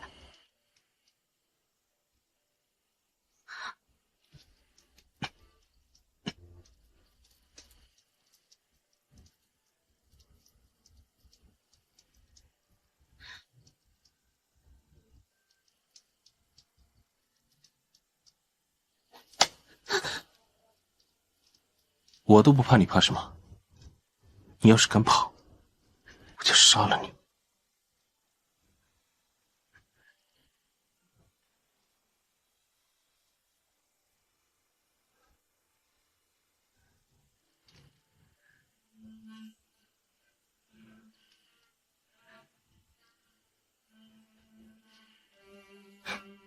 真是好骗，说什么都信。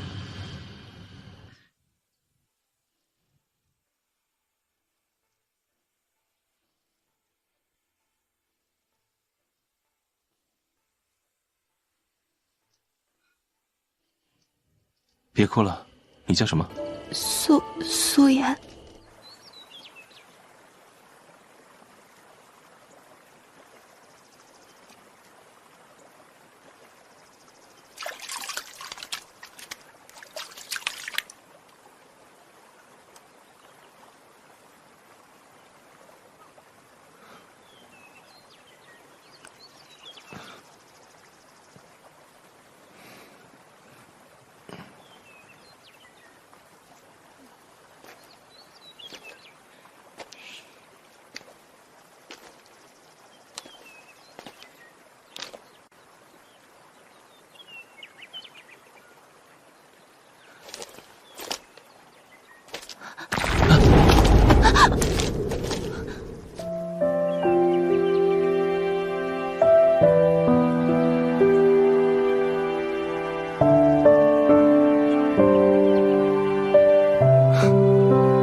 你饿了吗？那我去找吃的。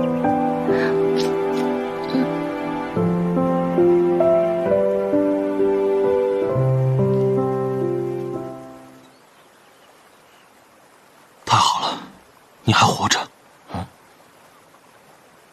没受伤吗？本王离了你，难道还活不了？不是这个意思，是进京之路，埋伏暗杀不断，肯定会有人阻止你的。越是危险，越是有趣。这京城，本王非去不可。呵，啊，有没有吃的？有没有吃的？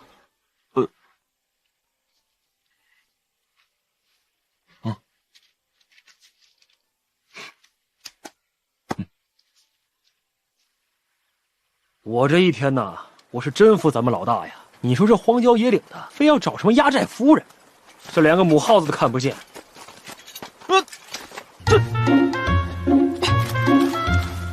兄弟，这不是现成的吗？走，美人儿。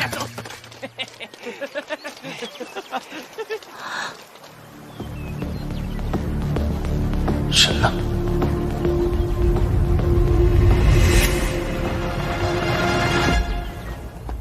客官慢用。来，坐下。客官，慢用啊！我跟你讲啊，把他押回家里之后，赶紧关起来，就关到柴房啊。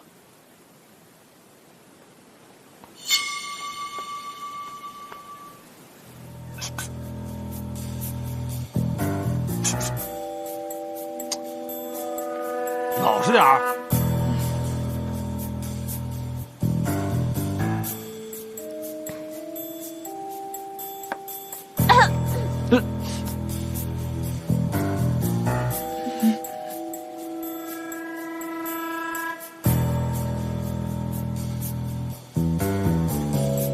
那个大哥，我想吃烤红薯。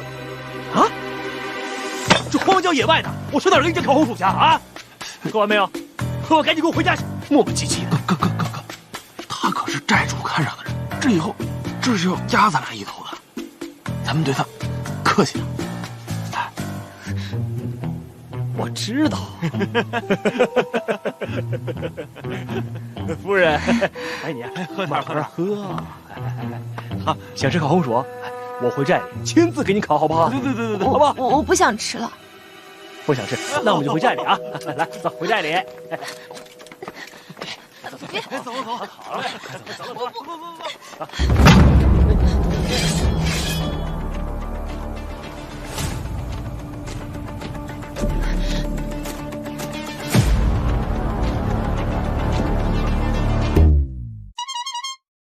你不仅见死不救，还跟来这里，你有什么坏心思？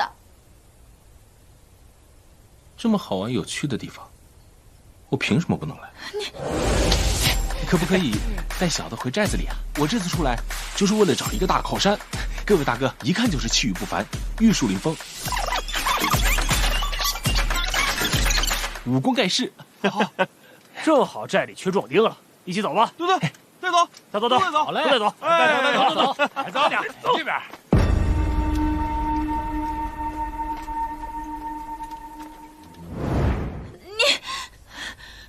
谁让你把夫人关进柴房的啊？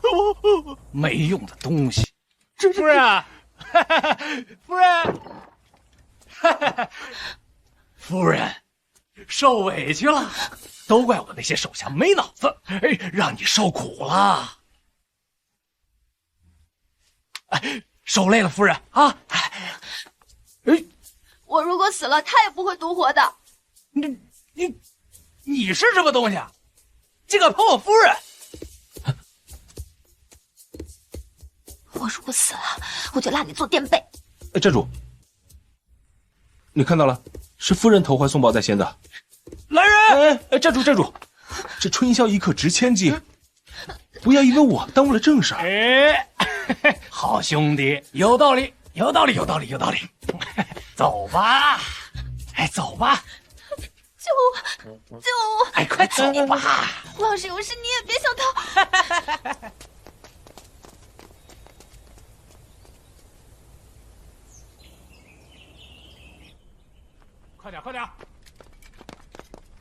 快点！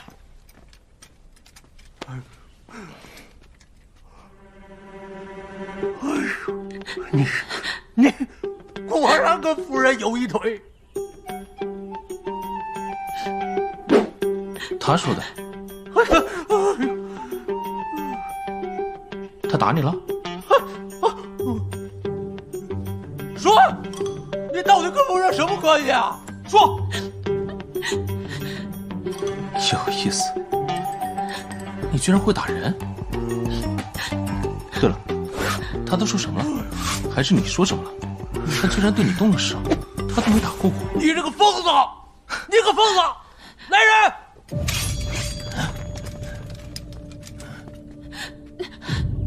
快带我走！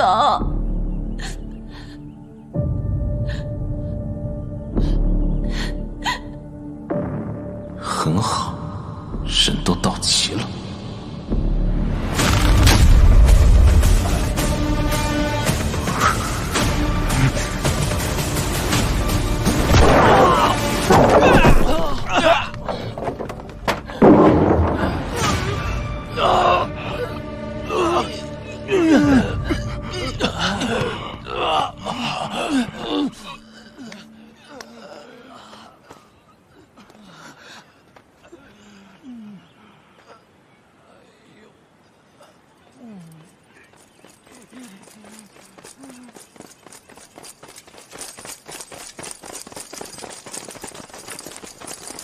我来迟了，王爷。王爷他没事吧？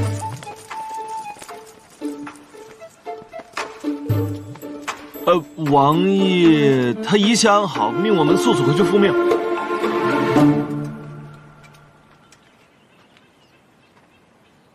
记住你的救命恩人，雨渊，我会回来讨的。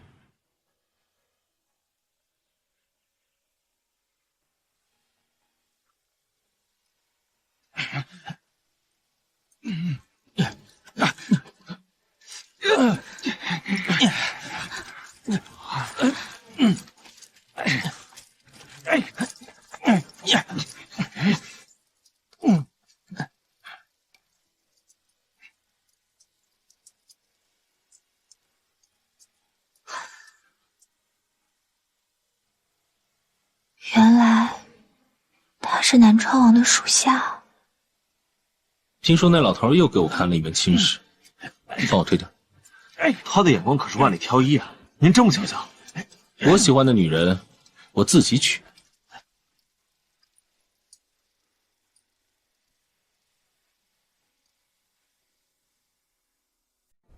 婉儿，你平日胸怀谋略，怎么在言儿这件事情上如此糊涂呢？婚姻大事事关言儿一辈子的幸福，让她远嫁南京，同自己素昧平生的男人绑一辈子，那是害了她。这门亲事乃陛下亲定，岂容你一女子智慧？父亲，我……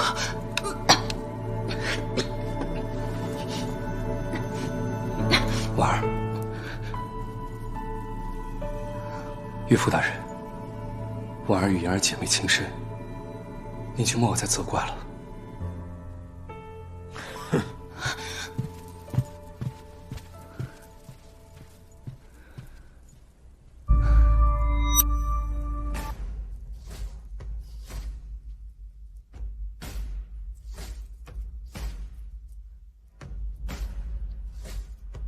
婉儿，你告诉我，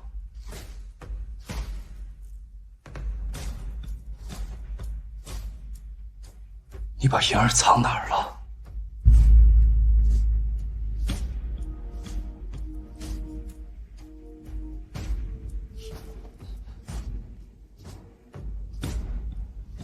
我素来以为殿下是无情的，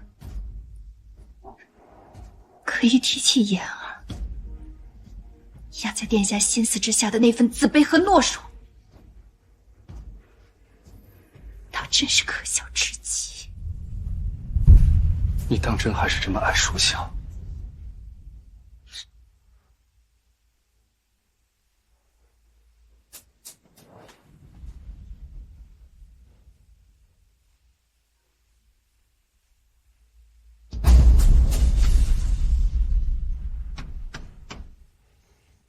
言儿，姐姐不想跟你争。若是你中途改道离开，绝不会有人阻拦。相爷，蓝城山附近有人见过二小姐，找到就带回来。哦，是，属下有一事不解。咱们相府不是已经有太子势力相助，为何还要拉拢一个藩王呢？你懂什么？南川王虽鲜少回京，但年纪轻轻，屡立战功。这次皇上病危，还特意800里传召密旨求见。以后的江山谁做主啊？还未可知。相爷高明。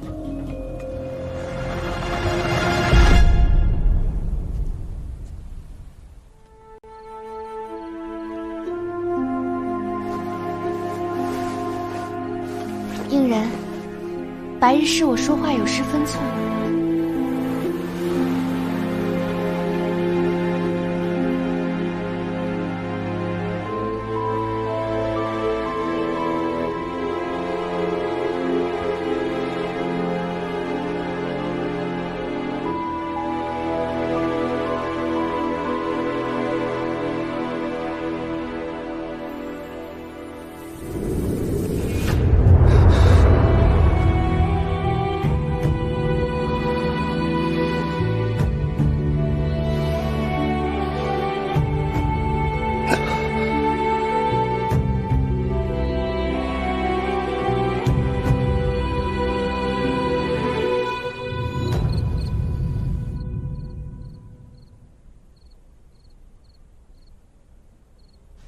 言儿，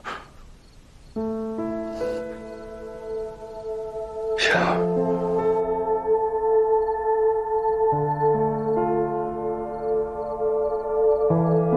为何你的心里始终只有言儿一人？听说有言儿消息了，是吗？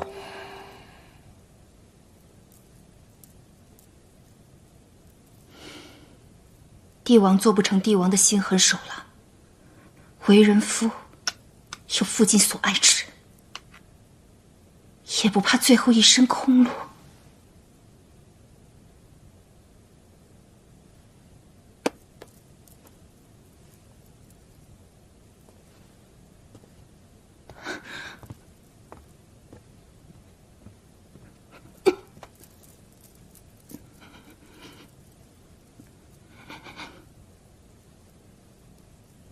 隐忍，为何我始终不能走进你心里？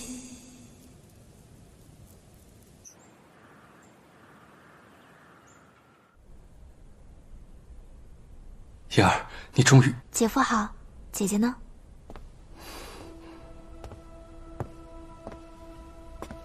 妍儿，姐姐。姐姐，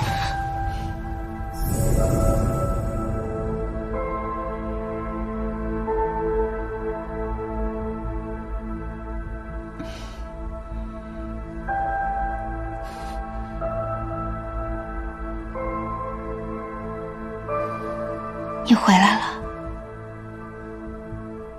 我想姐姐了，就回来了。我想给你一次重新选择的机会。可是你为什么又要回来？回来就好，回来就好。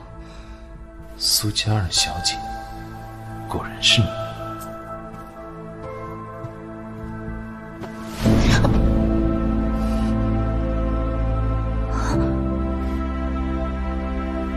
皇兄，这便是我在信中所说的女子。此生我非她不娶。你在胡说什么呀？姐姐，不是。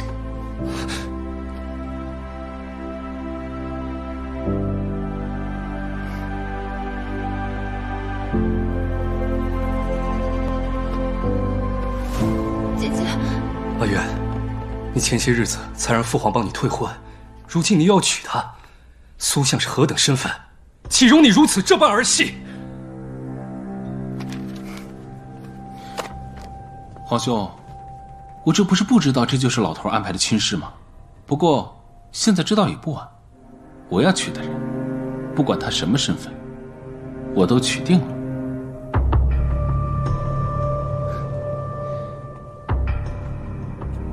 老头那儿，我自有办法。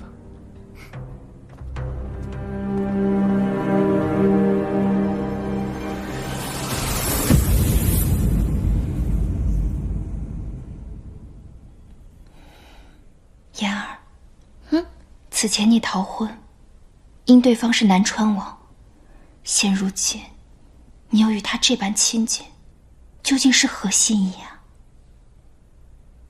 姐姐，我当初逃婚是为了不要嫁给不认识的人，后来途中遇到了他，我真不知道这个人的身份，更不知他就是南川王。那，你可喜欢他？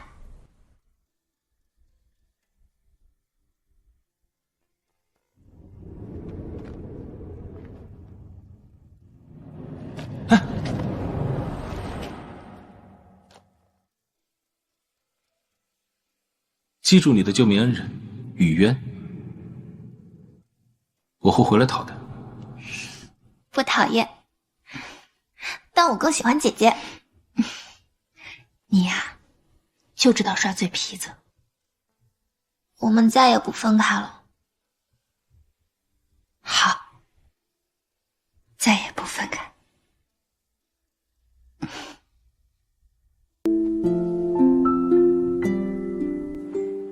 听殿下的意思是，愿意接受鲁国公的援手。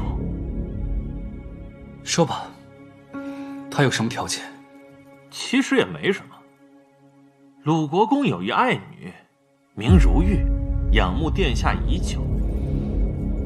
若是殿下肯成人之美，娶国公爱女为妻，这个合作自然水到渠成。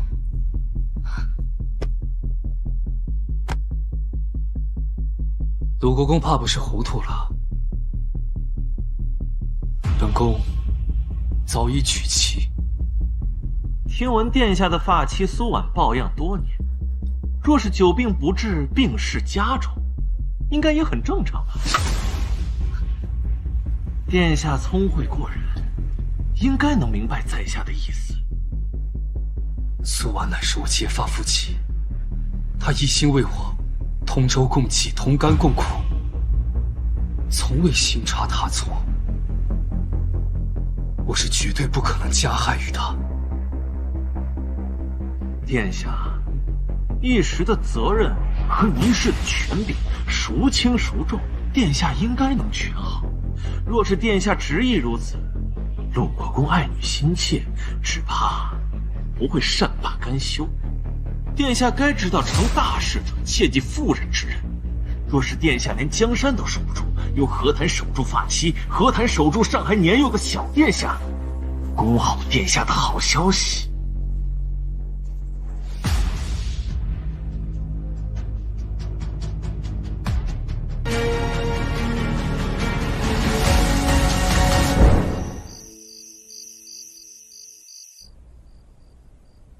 陆国公心思难测，便是分毫的逾越都不可以。你以为你上交不分兵权，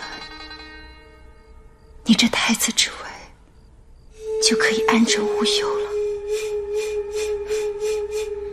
那可真是笑话！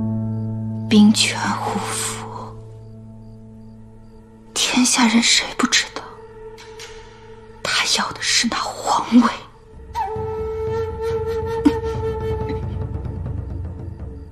你说，南川王已经回来，如果让他知道殿下要把江山拱手让人来化干戈为玉帛，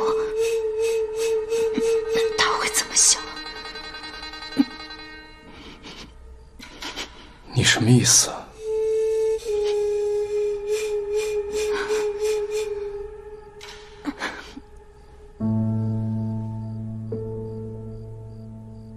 殿下，如果相信我，接下来的事就交给我吧。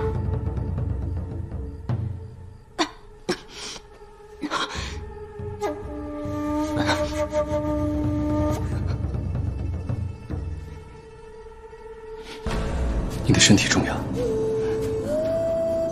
先养病。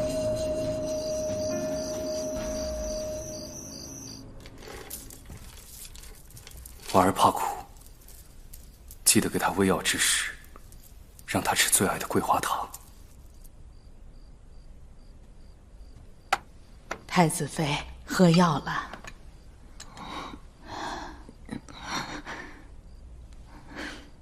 太苦了。就知道太子妃要耍赖，殿下说让送了桂花糖来。给我那纸。是。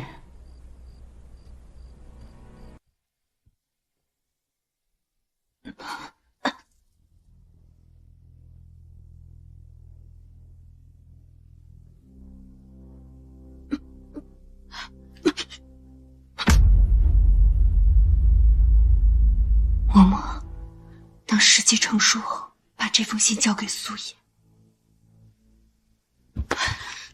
务必亲自交给他。太子妃何必呢？殿下他……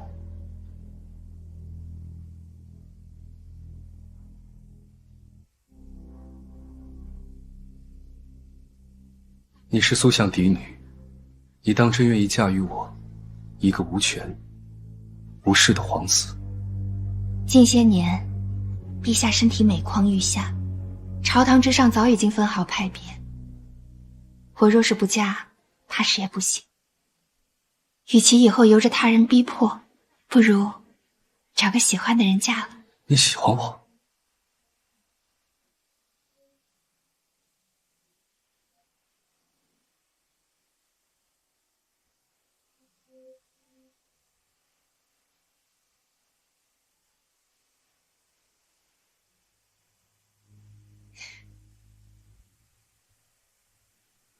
付出去的感情，不是三言两语就能收回来的。我我都跟了他大半辈子，嫁给他，我不会。太子妃，嬷嬷。